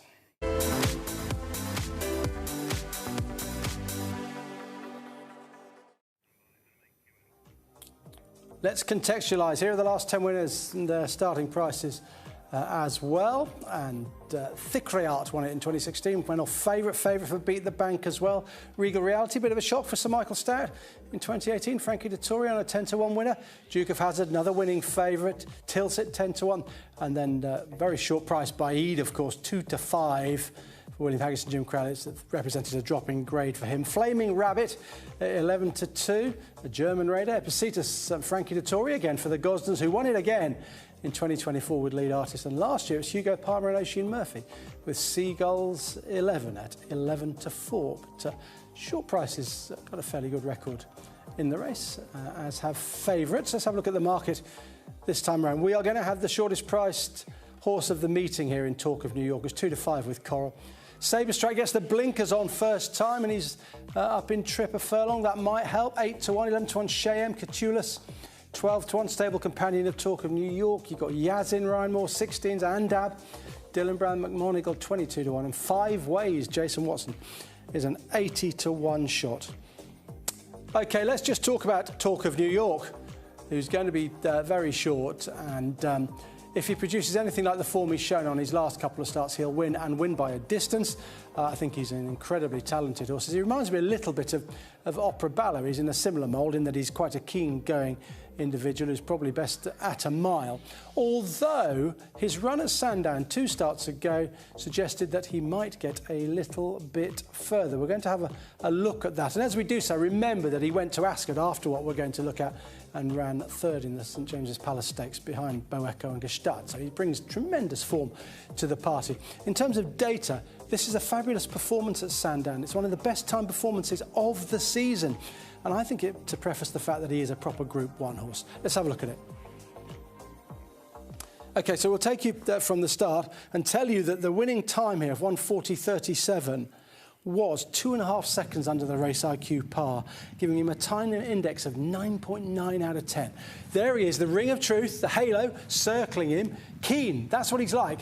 He wants to get on with things. But in this race, there was plenty of pace. Nation's Hope went rolling along out in front, and Wise Prince was up there as well. And look at those early fractions. They went very fast, faster than the Race IQ par. 14.62 out of the stalls, 11.36 and 11.76. That is very quick early on. And that meant that Talk of New York dropped his head a little bit, and he relaxed in behind, and he then raced evenly some way off the pace under William Buick, dropping the bridle quite early on. His data is the top left-hand side of your screen. Look, he jumped keenly from the stalls, 0 to 20 miles an hour. He was fastest. Opera Ballo's just like that as well. He jumps too quick from the stalls, and then he gets keen. Luckily, he was able to settle Talk of New York here. And then he came home evenly. Look at his finishing speed percentage, 101.52 against par of 100.09. He looms up, and what he does here, off a strong gallop, is he just keeps going better than the rest. He does show a little bit of a turn of speed in the closing stages. His 4th furlong of 11.98 is fastest in the race. And then the 7th furlong of 12.03 represented him quickening to the front. It was just a par furlong, but all around him are weakening. They're wilting under that very strong gallop that was set. Time to Turn lunged on the outside, couldn't get there. Andab, who reopposes today, he's running on a bit in the closing stages. Look at that final furlong. We highlighted it there. 12.69. That is faster than the Race IQ par for that final furlong off a really strong gallop, with every other horse in the race unable to break 13 seconds, wilting and dying on the back of what was a very strong gallop. That was a tremendous performance from Talk of New York. And then, of course, he went on to Ascot and ran really well in the St James's Palace Stakes. Not often do you see horses able, off a strong gallop, to maintain an even pace. This is a visualisation of his sectionals. And you've got the pace sector, i.e. the furlongs on the bottom axis, and on the side axis, the sectional times. When the line goes up, Talk of New York, represented by this line, is slowing down. So he slowed a little bit from the 2nd furlong to the 3rd furlong as William Buick got hold of him. But look at his 3rd furlong to his 7th furlong. That's almost a straight line. He's running nice, even fractions throughout the race before getting a bit tired as the line goes up through that final furlong. Not many horses can run that evenly at the sort of pace he was being asked to go, i.e. sub 12 seconds. That line just dipping under 12 seconds for part of the race. So he is a tremendously talented racehorse, a flat line representing just how he kept rolling in that race, and also that 12.03 penultimate furlong where he quickened a little bit from a 12.18, showing he's got a little bit of a churn of gear as well. And he finished off strongly too. That was a complete performance. It was a time performance that is one of the best of the season. And however this race is run today, he ought to win, and win by a good distance. His only problem is his Opera Ballo problem, is that he can be a little bit keen. I fancy that William Buick might take him to the front and just let him roll along. Tactically, it is an interesting contest because he doesn't have that pace scenario that he got at Sandown. But all being equal, he's going to bolt up in this. I think he'll be really impressive. Here's Nick and Sam. Angus, thank you very much indeed. Interesting thoughts on Talk of New York, who is the best horse running today on figures. He is the best horse to run in this particular race in 5 years since a certain Baid was 119 rated going into it. And Angus said all being equal, he should win, and I think that's just where we are with him. Yeah, all being equal. Yeah. He doesn't come without his pitfalls, does he, and his caveats. He's a horse that, you know, can be a bit keen. He's shown previously that in small field races he can over race and be a bit exuberant, but he looks a different model now that he's come back to the UK from the one that we saw in Meydan, where he pulled away his chance there. Nice confidence booster at Newmarket, stepped on that in the Heron, and a blinding run in the St James's Palace Stakes. You know, very progressive horse, and if the rumours are to be believed, he's right up there with Upper Ballow and maybe even be a little bit better in the pecking order. And that, of course, can be believed in so many ways, given the fact that where Opera Ballo finished on Wednesday and where this guy finished when behind only Bo Echo and Stade, the big two in the St James's Palace. Let's have a look back at what we saw Angus talking about him in the Heron. But prior to that, he was a winner at Newmarket, and, of course, that was off the back of his defeat when looking to emulate Ruling Court by winning the Jumeirah Guineas over in Dubai. But actually, time's told, it wasn't that bad. Title Rolls turned out to be a very good horse internationally. This is him winning back in the spring. I guess my sort of thought with it as well, we haven't seen him since Royal Ascot, and at that time we were only a week off the back of Charlie Appleby having no runners at Epsom. He had no two-year-old runners whatsoever at Ascot, and maybe he flew the flag for the stable at a time when they just weren't going well. No, I mean, they had a couple of three runners, did they, at Ascot? Opera Ballo obviously ran really well, and this lad, you know, was carried out in his shield. He was eased off in the last 100 yards of that St James's Palace when his chance had gone, but yeah, his run was a little bit indicative of where the yard were at that point. They were going through that sort of early summer malaise that meant that they just didn't have runners at festivals, as you've alluded to, and they weren't competing on the highest stage. So it's great to see him back. This looks a stepping stone onto better things, and I think there'll be some very long faces if he gets turned over today. Does temperament worry you? As in, if he's to be beaten, and we haven't come on to Sabre Strike and Co, but if he's to be beaten, it's his own undoing more than anything else. Oh, absolutely, yeah. I've no doubt that if we see the Heron Stakes performance, or even that one in Newmarket, that he'll win this race. And I wonder whether Catullus has been put in the race to ensure that he's got a first lieutenant there to ensure that strong gallop, where we're going to see him showcase his abilities and his change of gear. Looking forward to seeing him, and he's one of the horses. I just want to mention this actually.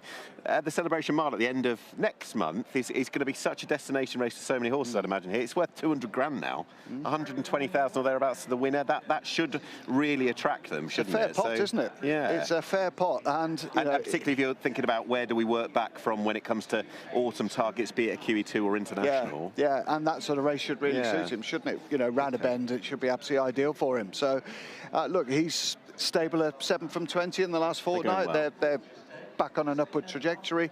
And yeah, for whatever reason, he didn't enjoy Dubai, but he certainly enjoyed being back in the UK, and he looks a more, you know, just a more complacent model now. It's about going out there and not being too headstrong, as we've both learned, haven't we? Well, he's got Shayham and Catullus. From a human element as well. Yeah, I know. I've just brushed that aside. Yeah, I'm too old to be headstrong. I dropped the bit now, and you can't get me to go. I'm like Sabre Strike these days, yeah. Perfect lead on. A horse who, when he won at Newmarket, looked like having the world at his feet. There was an option for Sabre Strike to go forward for the Commonwealth Cup. The Jersey, which he ran in, or indeed the St James's Palace, all of it was open. He was beaten there at a short price, and then he went to York, and a week later was beaten once again by Kirat, who we saw earlier this week. He's gone from being very, very exciting to, I think it's fair to say, slightly on the back burner. Well, he was very exciting, but he was also very overhyped, wasn't he? I mean, he won one of those early season races at Newmarket, and everyone thought he was the second coming. He was 11 to 10 for a Jersey. Yep. He didn't actually run that badly, you know, for an inexperienced horse that, you know, is obviously a little bit of a work in progress. Here he's one of the first off the bridle, but does actually stick on really gamely, and just looking, I don't know, a bit cumbersome and perhaps just a touch lazy. He hasn't got a touch of the slows. I just wonder whether he's just half thinking about it, and the blinkers have gone on to try and sharpen him up now. And get him just to carry himself into a race a little bit better. Steps up to a mile as well. Yep. This track's a little bit of an unknown for him, but, you know, he handled the undulations of the Rowley Mile okay, so you would imagine that Goodwood should be okay for him. And he's a fascinating runner today, because when we look down this field, he's one that there are question marks about, admittedly, but we don't actually know where we are with him, really. No, we don't. Especially not in the blinkers and over a mile for the first time. No, we don't. And let's take it as an opportunity to get him back to what he was at the Guineas meeting, where he said it perhaps wasn't necessarily the strongest race, but he looked very, very exciting going forward. He was explosive, wasn't he? He was, and that was every reason why the horse who, in these colours, Victorious Forever, which have had success so far this week, was so well fancied at Royal Ascot. Cheyenne was a winner of the Sir Henry Cecil listed race at the July meeting, a race that actually Baid won en route to winning this. Oxygen far side looked like winning the race for a good old way, but Cheyenne near side was the one that won it, and also proved pace angle on the day, which is something we might expect him to do today. I would think so. I think he'd be ridden fairly forward. He was obviously a good juvenile, wasn't he? Strong stayer as a juvenile, won 3 of his 4 races, took a little bit of time just to find his feet as a 3-year-old, but I thought this was a really taking performance. He's just quickened away from his group there, sent off in search of the peloton, which isn't always easy when you've got to go and do the chasing, but he opened up very quickly from his group of 6, and hit the line very strongly as Oxygen wilted in the closing stages over on the far side. I thought it was a very, very taking performance, and an encouraging one going forward. A couple of others I did want to mention. One for the same stable, Catullus, who came here to, I think it was the opening meeting, or maybe back in May, around that time, sort of early season Goodwood, and took what is traditionally a really good competitive 3-year-old handicap. I think Kirat had won it before, and ripped it apart. Yeah, he bolted up, didn't he? Very well backed, strong in the market, and absolutely dotted up there under Tom Marquand. Got a very good ride from a decent draw, and certainly exploited it. I thought, yeah, he's a very intriguing runner here. There has been money for him this morning. Yeah, he didn't cut much ice in the Jersey. He was, you know, 9 or 10 lengths behind the winner that day. But back in this sort of race around this track, you know, he was a horse that ran really well in a very decent maiden, didn't he, as a 2-year-old as well. So. All right, yeah, interesting runner. Another one that, again, might have, I think, lightsaber strike. Catullus has got questions. Cheyenne has come off the back of a good win. But I guess as horses that might be a threat to talk of New York, we ought to mention Yazin, who was a disappointment when a 7-2 shot in the Heron. Angus has had a look back at that race already. The tongue tie goes on. He has to be given another chance. He's here. John and Thady Gosden have won 2 of the last 3 runnings of this. They didn't even have a runner last year, so they know the requirements usually, for all that I said earlier, that Talk of New York's the best horse to run in this race since Baid. So he alone deserves a second chance and certainly merits a bit of respect. Yeah, my only slight reservation with him, I mean, he showed nothing in the Heron. He was an easy-to-back horse as well in that race, despite, you know, looking to have an upwardly mobile trajectory to his career. But it's just the vibes before that race weren't anything special for him from the stable either. So I wonder whether, because he's in these colours, because he run up a couple of 3 wins, whether we all got a little bit carried away with his, you know, prospective abilities. I don't know. He's got a bit to answer for me today. And yeah, the tongue tie goes on, and we can see that can have a revolutionary effect on a horse's fortunes and abilities. But yeah, I'd like to see him do it first. So we think Talk of New York just wins, horse 6. Who chases him home?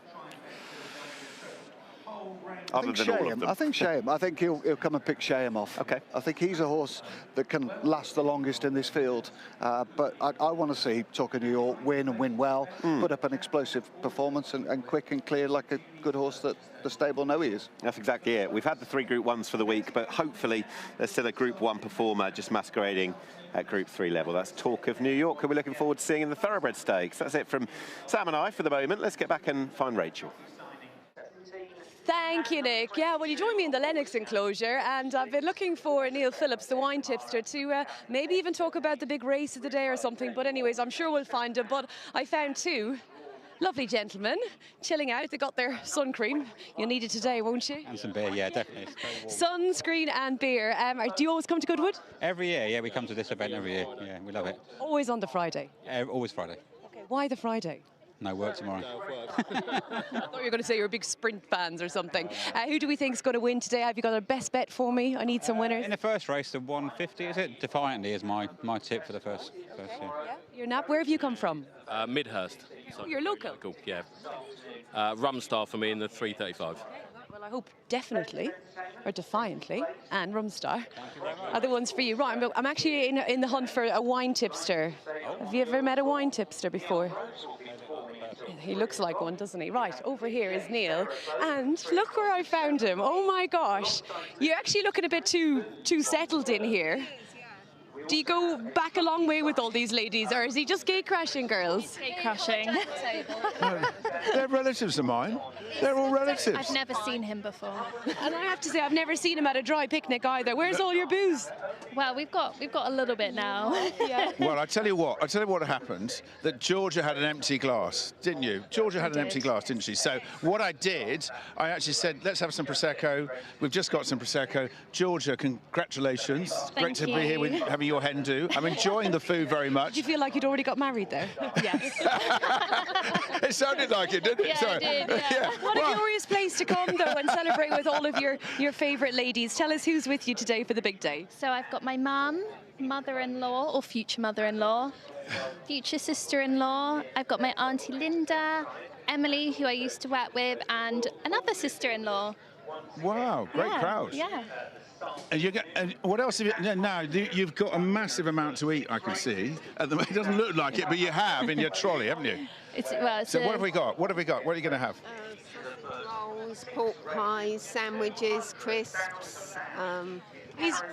Sorry, but you can tell us all those things, but we're going to have a look. Let's go and see what's in the trolley. Right. Oh, my God, look at this. Shoes. It's like a generation game. Can you remember? Yeah, the generation, yeah. She's saying generation game. Tucks, crisps. I'm going in. Shoes, more crisps. More crisps. Rosemary, Italian crackers. Oh, come on. Am I allowed any of those? Yeah, I can have some of those. Okay, go on, you can have those. Mini savoury eggs. Oh, come on. We're coming back. We're coming back. Cocktail sausages. Yeah, you like those? Okay. We're going to have those as well? Right. You better give these girls a winner for I tell you what, today, you know, George, you're going to make loads of money today, OK? You're going to be really happy. Go for Ebbets Guard today, OK?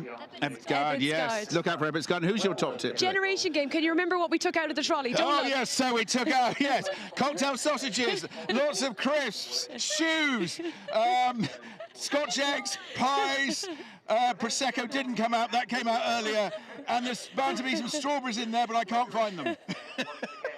Have a wonderful day, ladies, and not a cuddly toy in sight. So good luck with the winners, and have a wonderful, long, happy marriage, and enjoy the sunshine here at Goodwood. And you go back to your relatives. Well, I'm off now. And leave that trolley alone. And of course, we have got to get back to the racing and the big race of the day, the time form race of the day with Angus.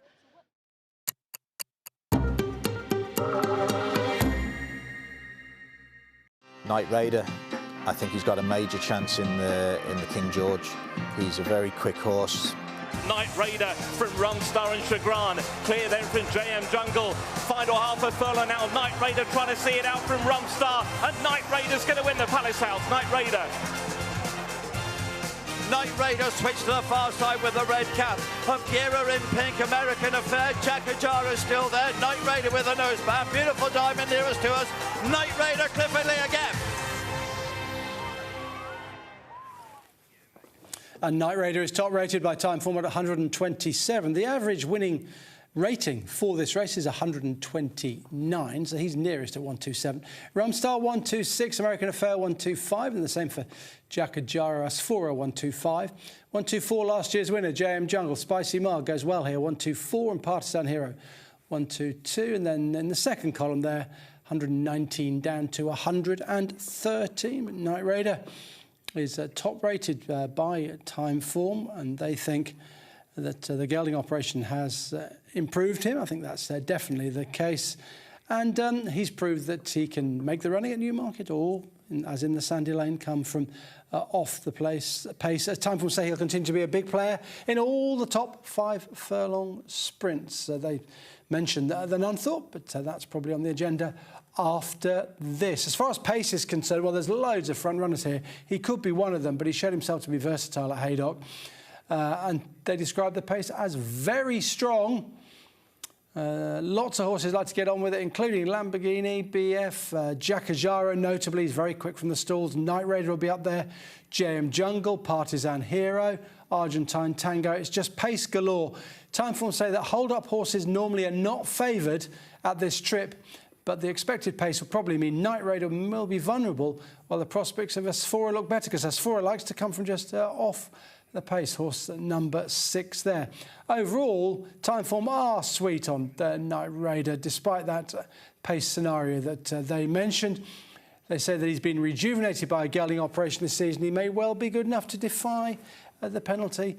They think that this test could bring out the best in Jakajaro, a very fast horse, a sharp 5 will suit.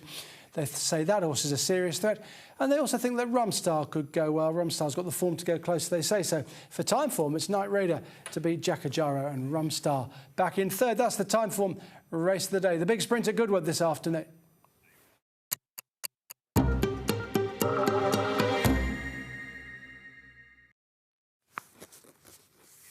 We're going to continue our previews now. We'll have a look at the Bentinck now, later on in the card at Goodwood. This is how they bet. For this is a condition stakes. We've got a non-runner number 3, 8 go here, Hartem. This represents something of a drop in grade for him. He's 11-4, Galen is 3-1, Boarding Point 100-30, John Quill 9-2, 10-1 Crown of Oaks, Diego Ventura 16th, 18th Ambiente Friendly. It's 20-1 Dividend, who's had a really good season starting at Maidan earlier this year. He might bounce back here. He can have a chance. It's quite a big price, that Dividend. But anyway, 8 go in this Regent 7 Seas Cruises Bentinck Condition Stakes. Is due off at 4:10 this afternoon. The Richard Hannon team got his horses in pretty good form, and they'll be hopeful that Hartem runs well here.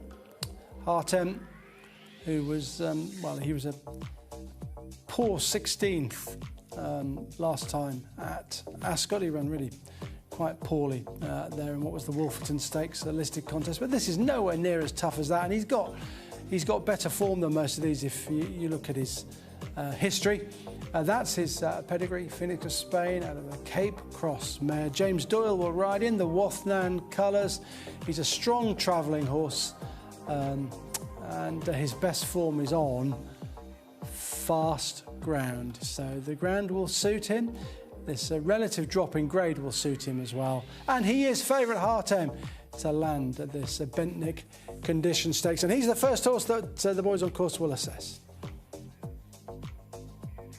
Angus, thanks very much indeed. Looking forward to seeing him, Boiling Point and co. have another face-off as they did earlier in the season in Festival Stakes at this track. You can see in the white colours of Sheikh Mohammed Obeid, Boiling Point winning it. Ice Max was in the first colours.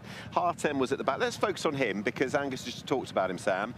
We've seen him twice this year. Ascot, he can certainly be given another chance for. This is the only other run.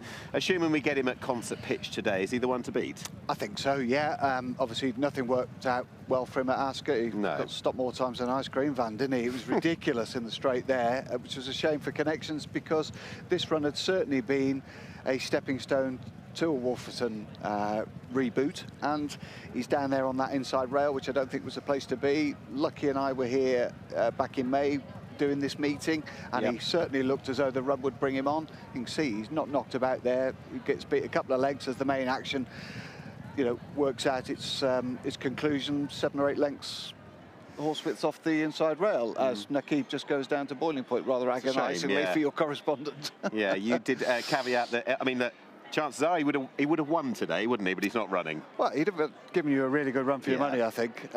It's a shame he's not running, but there we are. That's where we are. Let's deal with the cars that we've got. And Hartem, obviously no show at Ascot, only had 2 starts, proved that the track's no issue to him at all, and I think he's got a really live chance here. He's got a good CV, hasn't he? Yeah. Third in the Guineas, won a Jersey, won a Wolferton as well. Irish Guineas? Yes, of course, and ended up beating Galen in that Wolferton, didn't he? Yeah. So yeah. I mean, that form alone, it stands up, and Galen, of course, comes today and is the one that you would imagine would put some pace to that race. You'd think so. There looks a couple of pace angles here. Boiling Point, Galen, certainly. Ambiente Friendly, depending on how reasonable he is in behaving. Just touched off by Rosalian in that. It's amazing. I think I had Rosalian in the mind, but completely forgot about Hartem. So give him his due that he was just touched off in a classic as well. Yeah. On Boiling Point, this looks a perfect race for him, doesn't it? Good sit for him, isn't it? I was quite taken with him at Epsom, actually. He looked like he was going to drop out the back of the telly, and he kept on finding. Obviously, he won that the festival race, the festival listed race back in May, beating Nick. Cambridgeshire winner. Yeah, fourth in the Qatar Stakes. I think this is ideal for him, isn't it? And you know, he might get a little bit of a solo, just depending on what they want to do with Galen.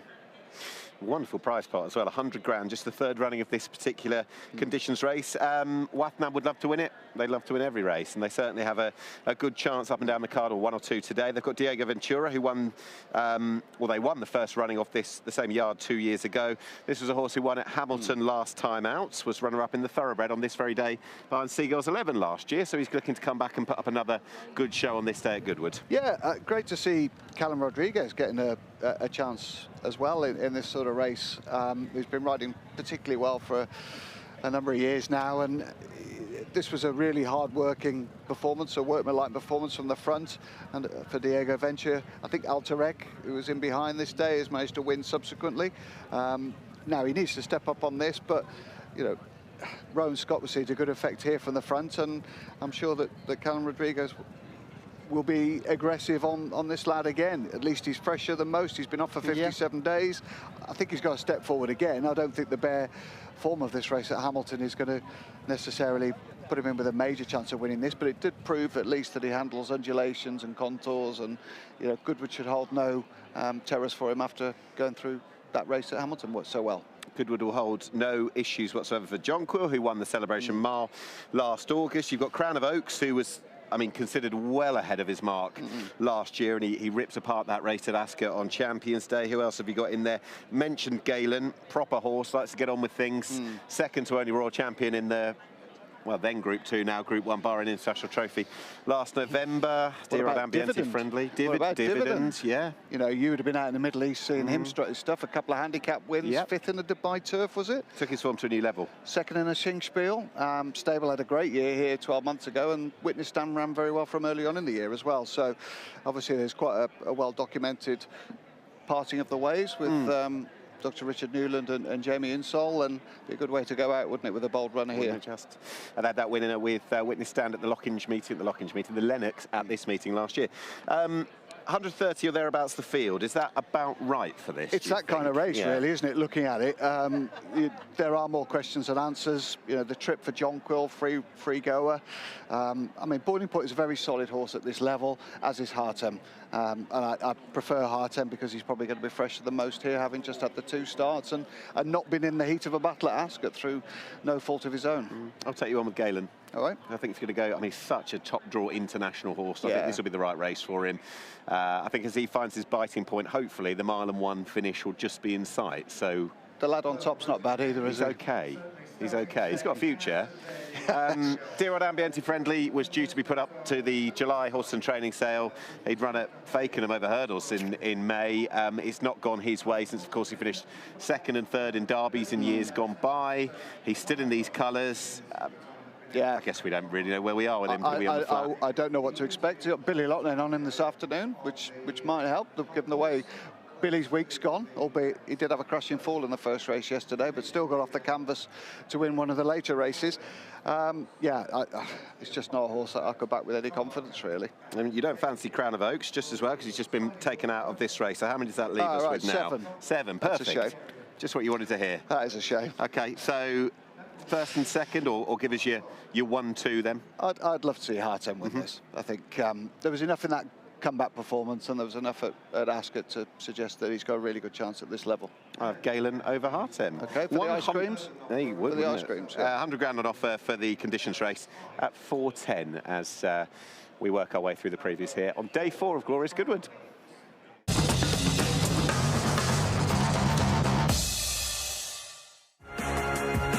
Mark your card.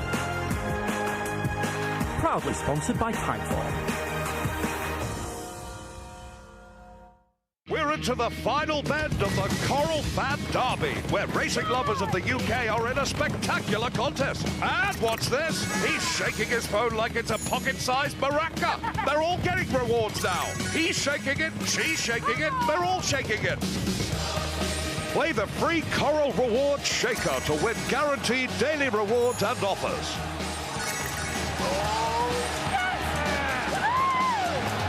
Coral, we're here for it. Mark your card. Proudly sponsored by Typeform.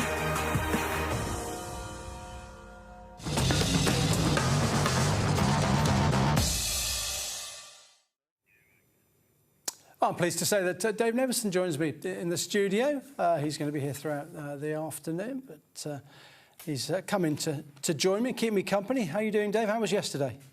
Well, I started off all right. That horse that got loose and then drifted a bit, I'd already backed it, so I was cursing. I was going to throw the ticket on the fire, but in actual fact, he looked all right once he got down to the start, and he wouldn't like a good thing. He wouldn't like a nice horse. He's obviously got a bit of a screw loose somewhere, but he's useful. And then I had two outsiders, and they're still looking for him over the Sussex Down.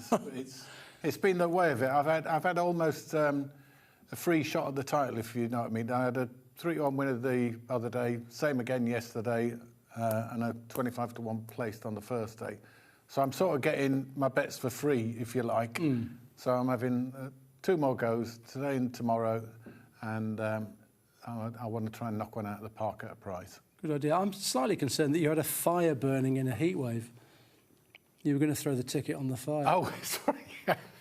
Yeah, well, maybe that was a metaphorical statement rather than a literal one. But So we're going to knock it out of the park at some point today or tomorrow. Well, that's the theory. You've got some big price selections today, haven't you? Yeah, one of them I'm slightly surprised is a big price. In the are we doing them now? Are they going to come? Why not, Dave? Yeah. Kentucky River. He is an Ollie Murphy horse. Was previously with Ollie Sangster, I think, and has won 2 of his last 3 over hurdles. He won his last start actually on the flat, but the thing about the hurdles, he's gone up 13 pounds and won again last time out, and I think he's an improved performer. This was a 2-mile 1 furlong at Pontefract. It wasn't the most competitive race, but you'll see in a second, he just bolts, up. He wins by 7 lengths in the end, and he's just absolutely all about stamina. So this race today is far and away the most competitive and high-quality race he's ever been in, and but he's got bottom weight. He's got absolutely no weight. He's got bottom weight and a 3-pound claimer, who I'm hoping. Jack Nicholls, I don't think he's ridden a race beyond 5 furlongs. Has he not? This will be a shock to the system. His pedigree is obviously sprint pedigree, and I was struggling to find a long-distance race. But look, the horse can come up the hill like that at Pontefract over 2-mile 1. So 2-mile 5 here is going to be absolutely the ticket for him. And I just think he could be.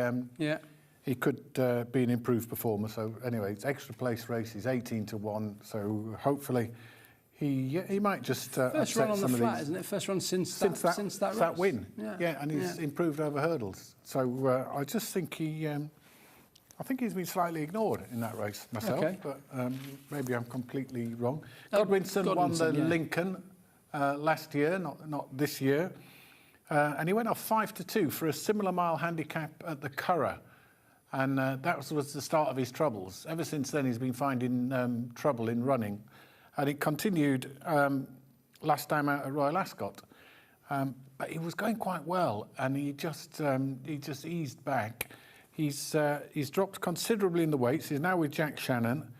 I'm not so sure the fire's gone out with this horse, and he's starting to get very well handicapped. So he's another. I was going round in circles. I mean, I came down on the side of the horse that you liked, Beagle Bay, but I just thought I just don't want to back him up. He got too short, really, didn't he? Yeah. So I decided to go for what was a 40-1 chance for 6 places, hoping I can get in the in the 6. For a horse who at his best is quite capable of going close to winning, and I'm just hoping that he's come back to something like his form, and he's shortened up. I mean, part of it is the Rule 4, but he's been backed a little bit as well. Yeah, it's more than the mathematical chance. And then one of my horses that ran abysmally yesterday was a David Manoussier horse in the last race. Well, I've gone for bottom weight Saffie Osborne. That's the thing. That's now become the best system in racing, and in the big field handicap, bottom weight Saffie Osborne. She's riding with loads of So she's on this horse who has to be a contender in this. Was second last time out, but he won this small field race at Ascot after 3 nondescript runs to get a handicap mark, and he won this quite well. But the thing is, it's only a 5-runner race, but 4 of those he beat have already won. So this was a better race than it might have looked, and it ran okay, more than okay last time out. And if he can resume his progress in a bigger field, which I think will suit him better, he'll stay on nicely. I think he could be a contender. And the Saffie Osborne was a factor that drew my eye to him. But yeah, it's a 3-year-olds only handicap at a big festival meeting, and I fight shy of them usually. Yeah. For serious betting, but this has done absolutely nothing wrong. Yeah. So there you go. Yeah, 2 winners from the last 4. Look at that. There you go. That's the sort of man I am. That is. It happens occasionally. That's where you get the big bucks, Dave. Well, yeah, those are the days. OK, there's a Dave selection on the website, racingtv.com/tips. A little bit more from Dave again in a few moments. First of all, here's Rachel. Thank you, Angus. Well, they've all been talking about the bookie bashing, haven't they? 13 winning favourites so far at Goodwood. I'm with Paul and Chris Walby. Very chilled out, may I say, today at Goodwood. It's like you've come to the beach. That's right, love. Yeah, we've got to enjoy the weather. It normally rains at glorious Goodwood, doesn't it? Hey? It's been such a great week, hasn't it, weather-wise? What about for you guys? I don't think I need telling you about the results, love. I think everybody knows. I think we've taken a bit of a pounding this last couple of days, so hopefully the tide will turn. Who knows? You say always business good. I mean, what sort of spot are you in here?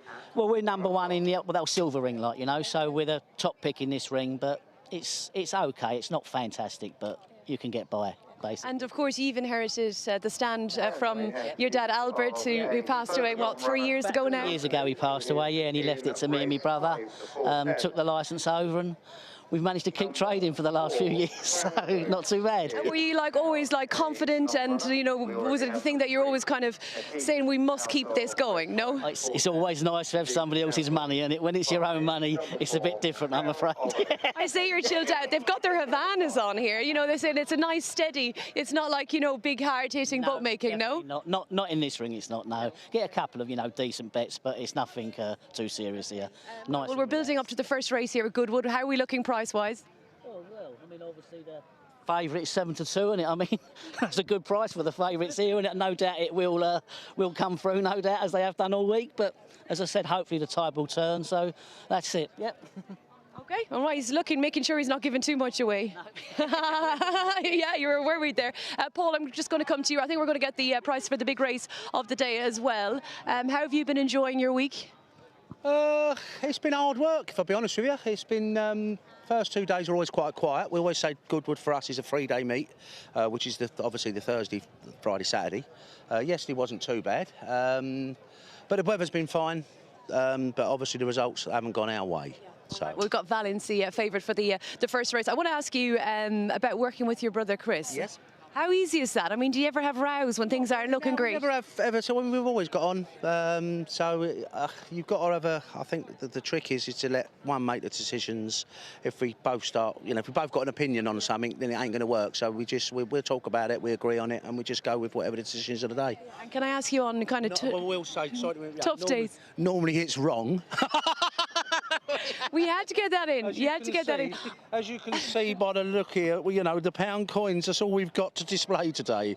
So we're getting a little bit short, and they're very shiny, so I've had to go to the bank today to get them, freshly minted, because everyone took all our pound coins yesterday. Bookmakers, it's always a sorry sight, always a sorry sight.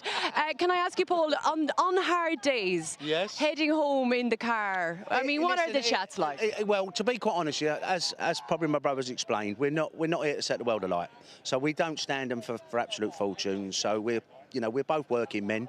We know how hard it is to earn a pound note nowadays, so we try and keep it. So we don't go stupid. We won't stand them for silly money like some of them do now. That's not our game. So we're steady Eddie. Steady. And I have to say, looking the part as well with the Panamas, the flip-flops. Especially for glorious Goodwood. I'll probably have to sell it at the end of the day. It can't be that bad, Paul. Panama for sale. Listen, listen, you might sell the Panama because I hear you're a good singer. No, definitely not. No, definitely not. No, that's not something no. Not this time of the day. Come back and see me at the end of the day if we've had a good day and I'll sing you a song. I hope you'll be singing later. I hope both of you will. Chris and Paul, lovely to meet you, and so nice, you know, carrying on your dad's name, Albert, as well. It was obviously father passed away, so it's special to carry on his legacy, really, and yeah.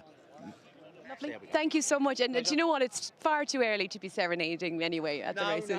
No. Good luck, fellas, today. So there you go. It's been a tough week for the bookmakers, but isn't it always, Angus? Rachel, thank you very much indeed. Yeah, there's been plenty of favourites going in this week. I think was there a few? Yeah, there was a few yesterday, wasn't there? Same again yesterday. The handicap, the last handicap of the card, back from 9 to 2 to 2 to 1, and absolutely bolted up. Didn't it? Yeah. I mean, it's just been one of those meetings. As was York on the Saturday. I mean, if you'd have followed favourites blindly in these big meeting handicaps, you'd be way in front. Yeah, indeed. Thoughts on the big race, the 335, the King George Qatar Stakes? Well, they'll go pretty fast. Yeah, and that's for sure. That's my main thought. Thanks for that, Dave.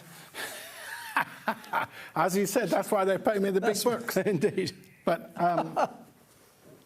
look, Night Raider, this is his track, isn't it? Yeah, absolutely. Downhill, fast 5 furlong Goodwood. Yeah.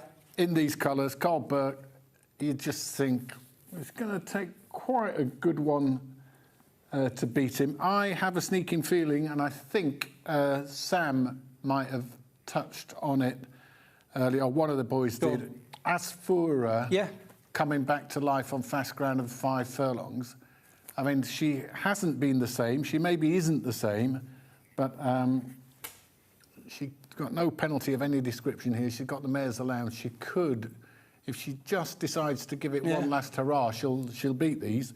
But it's a fantastic fantastic race. I do think that probably Night Raider might just show them a clean pair of ears. They've tried to hold it up a couple of times recently. Once it worked and once it didn't work. American Affair, Group 1 winner, running in a Group 3. I know. Yeah. Well, I think he's just coming back to form, isn't he, Greg? Could he's just finding his way slowly. Yeah. It's a very good race. It is.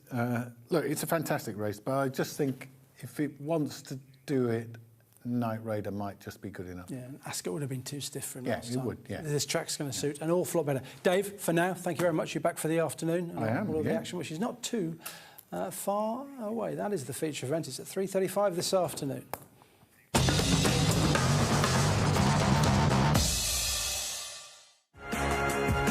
Mark your card. Proudly sponsored by Timeform.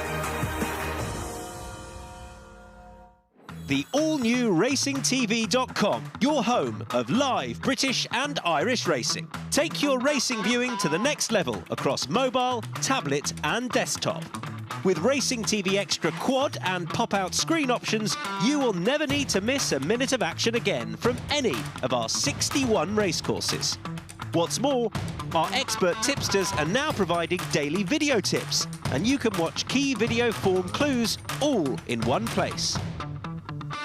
Plus, with our new improved race cards, fast results and HD replays, you'll have everything you need to find your next winner at your fingertips.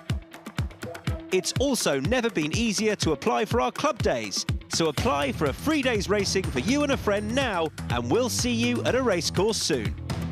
What are you waiting for? Head to racingtv.com or scan the QR code now to see for yourself.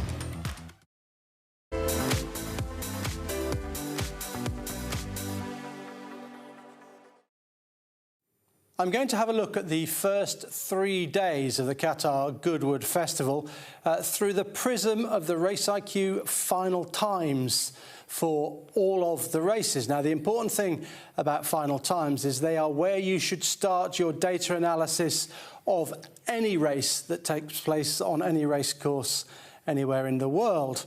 And what we do with final times is we compare them to par times, and par times are individual to every single race. So a 7 furlong 2-year-old race, for example, at Goodwood will have a par time. What is expected of 2-year-olds on the prevailing ground over that trip? If we had a Class 2 handicap over 7 furlongs on the same day, on the same ground, that would have a different par time, because obviously you'd expect older horses, better class horses, more experienced horses to be able to run faster. So par times alter with the going and with the class of the race. So we compare the final times we get with those par times and create a score between 0 and 10. This gives us an idea of how fast horses have run and indeed of how the ground is riding. If you get a score between 5.5 and 6, it is riding in accordance with the going description. Anything under that, or a good deal under that, would suggest the ground is softer. Anything higher than that would suggest that the ground is quicker. So let's apply those rules to day 1 of the Goodwood meeting and see how the ground was riding and see how the individual scores work out. You remember the headline act was Scandinavia over 2 miles, and he was race number 4, and he garnered a Race IQ time index score of 7.9 out of 10. A very good score. It means he was under par. He was under the par expected in a Group 1 race over 2 miles. And a lot of these times are very good. The average is 7, a lot of them up well over 5, suggesting the ground was at least as described, good to firm in places, but probably quicker than that, closer to firm. Now, you would say, perhaps, that the best horse on a card will produce the best time. Not always the case. And this is a prime example of that, because the best time of the day is on the right-hand side of your screen. And it comes from Sing the Blues, over 6 furlongs in a handicap for fillies, 9.1 out of 10. Why is that? Well, Sing the Blues has got a par figure to aim at and was able to go just over 1.5 seconds under that par. So this is a tremendous performance, performing well above the final time expectations of a race of this class on the prevailing going, which we think is a little bit quicker than described. I'm going to go at least good to firm. There's the time, 1 minute 9.61, 1.53 seconds under par for a horse who's unbeaten since joining the current yard from the William Haggis team. That is a tremendous time for the grade, and therefore the best time of the day. Doesn't mean Scandinavia's time is not good. It is an outstanding time for him in his grade against the par that you'd expect for him. But that time at the end of the card is superb. And therefore, Sing the Blues is for your Racing TV tracker. She can probably win again before the handicapper catches up with her. And I point Wahoo to you in second place, who did best of the horses racing towards the stand side, trained by Jim Goldie. That is a likely horse for a race like the Ayr Silver Cup. And of course, if you're going to go to Ayr and take on Jim Goldie, you better have plenty of bullets, because you don't want to park your tank on his manor. Right, let's go to day 2 and see what we've got from day 2. We've got pretty quick ground on day 1, good to firm, possibly edging towards firm. Now, we've got a meeting average that is lower according to the Race IQ Time Index for day 2. Water put on overnight between day 1 and day 2. Not a lot, however. Maintenance, as Ed Arkle will tell you. And here are all of the scores that you can see for day 2. And we're just about over the threshold that you'd want for good to firm ground. 8.5 is the best, and this is a case of where the best horse on the card produces the best time, partly because the race was very strongly run. There were plenty of pacemakers, of course, in the Sussex Stakes. So let's have a look at Bo Echo. On ground that I think we could now describe as being, as described, good to firm. Not quite as quick as on the first day, with that meeting average index coming down to 6.5. Here's Bo Echo with the best performance of the day on the clock. Well, you might say to me, well, yes, of course he's gone 1.48 seconds under the Race IQ par. Another reminder, the Race IQ par for a Group 1 race at Goodwood on fast ground. That's what he's achieved here. So it's a very quick time from him. And you could say to me, well, yeah, and of course the best horse on the card has produced the best time of the day. But as we saw in day one, that is not always the case. People that want to believe they can tell how fast horses have run need to go and stand on a motorway bridge and then come back to me and tell me exactly how fast those cars were going underneath them. If they get those right, then I'll believe them one day. Right, day 3. We've got to change, folks. Things have definitely altered. You can just see from the bar graph. Look at this, much lower scores overall. The meeting average is 5.2. I need to make another point here. Pace is incredibly important to races. Pace makes the race. The thing is, if the pace is slow and they finish fast, the overall time is skewed a bit. If they go too fast and they finish very slowly, then we've got a problem with the final times as well. So those are outliers, fast run races, really strongly run races where they get tired, or slowly run races where they finish fast. So you tend to ignore them, and it's evenly run races that give you a good handle on the ground.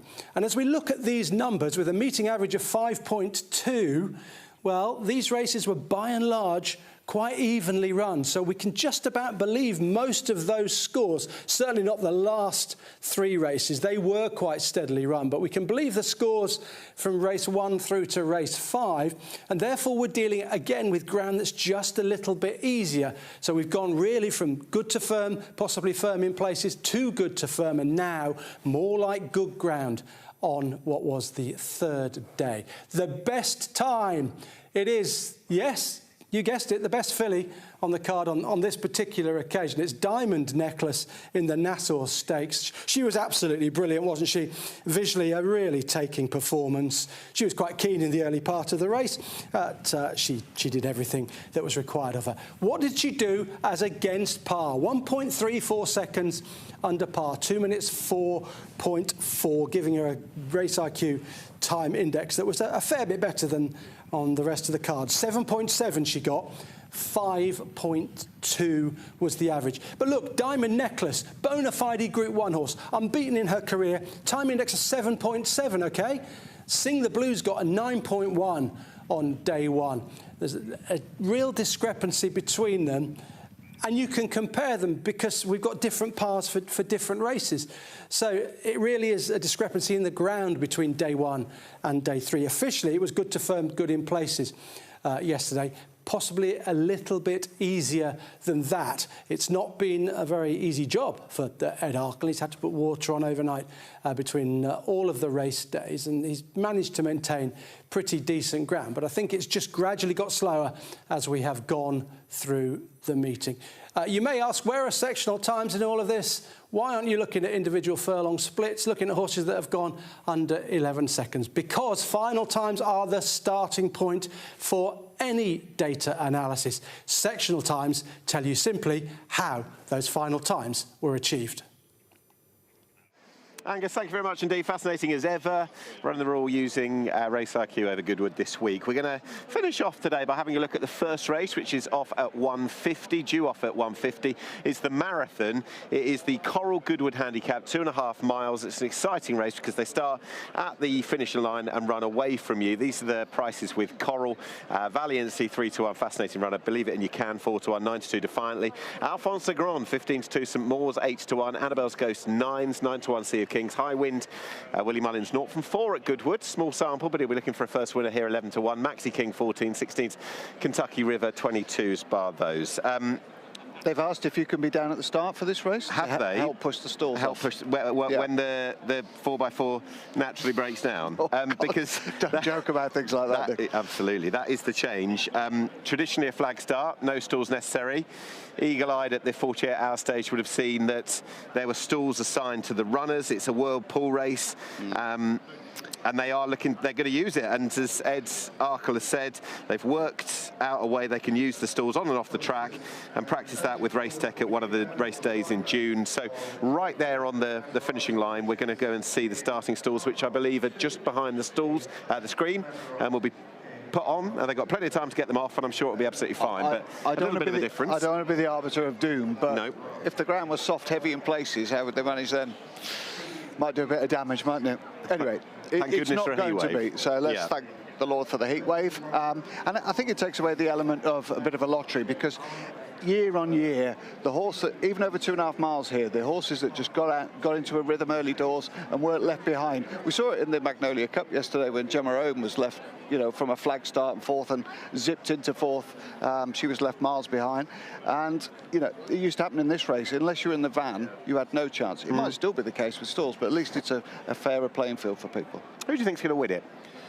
Oh, who would you like to start? Because I think the market is right with Valiancy. Yes. A horse who, and I know Dave Neverson in the studio really fancied the horse post-Royal Ascot if he was to have the quick turnaround to go to the Northumberland Plate. They didn't. He's had extra time, but I think this is a horse that wants a marathon, and a marathon is what he's got. Yeah, because he runs his snatches.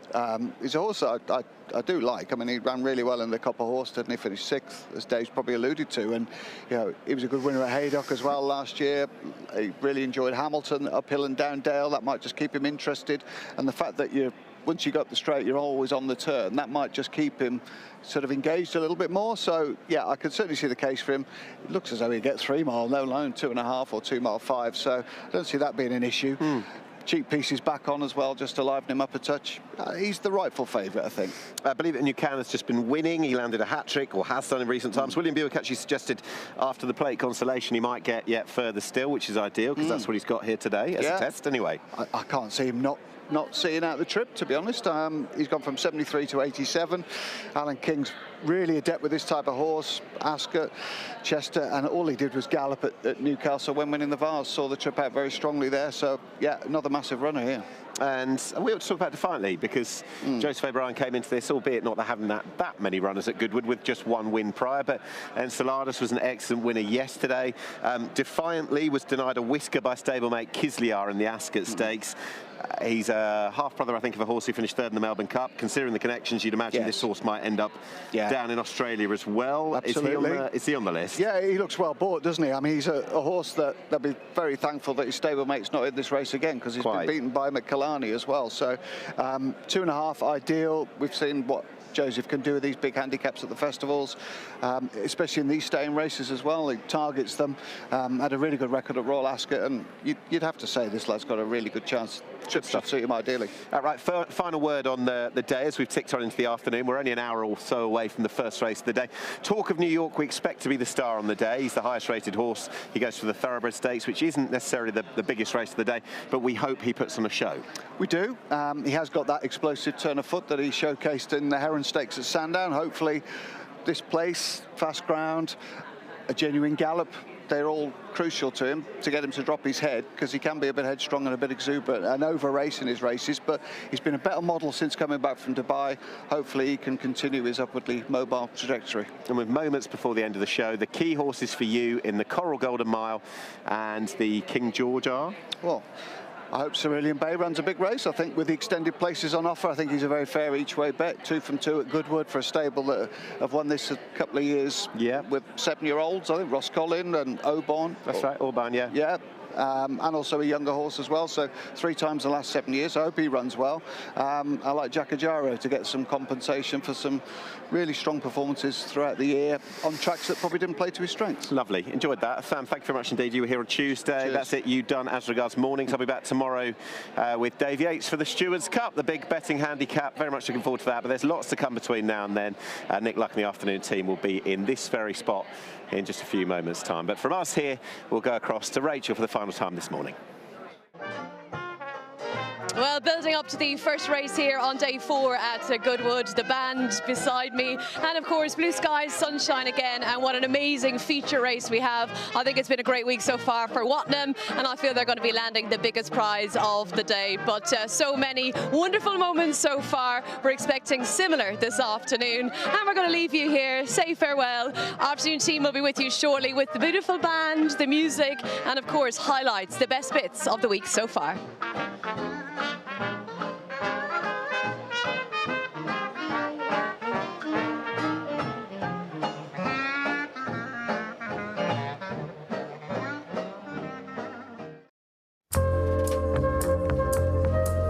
As they race down down inside the 2 Noble Horizon, diving for that far rail at the cutaway. Down the centre is Henlin twisting Physics Liberty Lane, then Al Ali Night Breeze. Out wide is then Kader Betoon and Rathgar. It's Noble Horizon, but by a diminishing margin, and Al Ali is going to go and get him. And Al Ali from Noble Horizon up to the line. The well-backed Al Ali wins from Noble Horizon, Night Breeze, through for 4th, Tony Montana.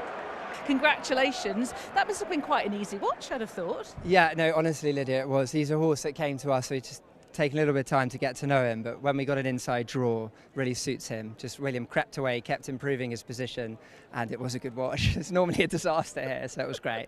That's the thing, isn't it, Goodwood? You were on tenterhooks, but he was able to delay his challenge. He got a clear run. It was just perfect. Let's hope the whole week goes like this. Yeah, well, we're very grateful because, you know, we had a couple of mishaps in the last few days, so it's nice it all went our way.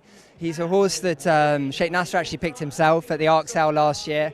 We thought he slightly overpaid, but he's gone and taken a big step forward to repay us now.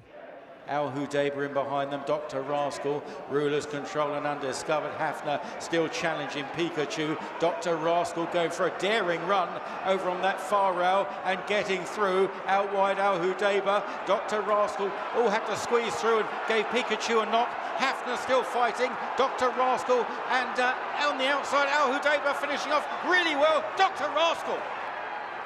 Well, it's a huge day in the career of Kaya Fraser. His first group race success on Dr. Rascal earlier today in the Vintage Stakes. He came out for his trophy. In the meantime, he was talking a little bit to the stewards. You're riding at the top of your confidence, I think, and that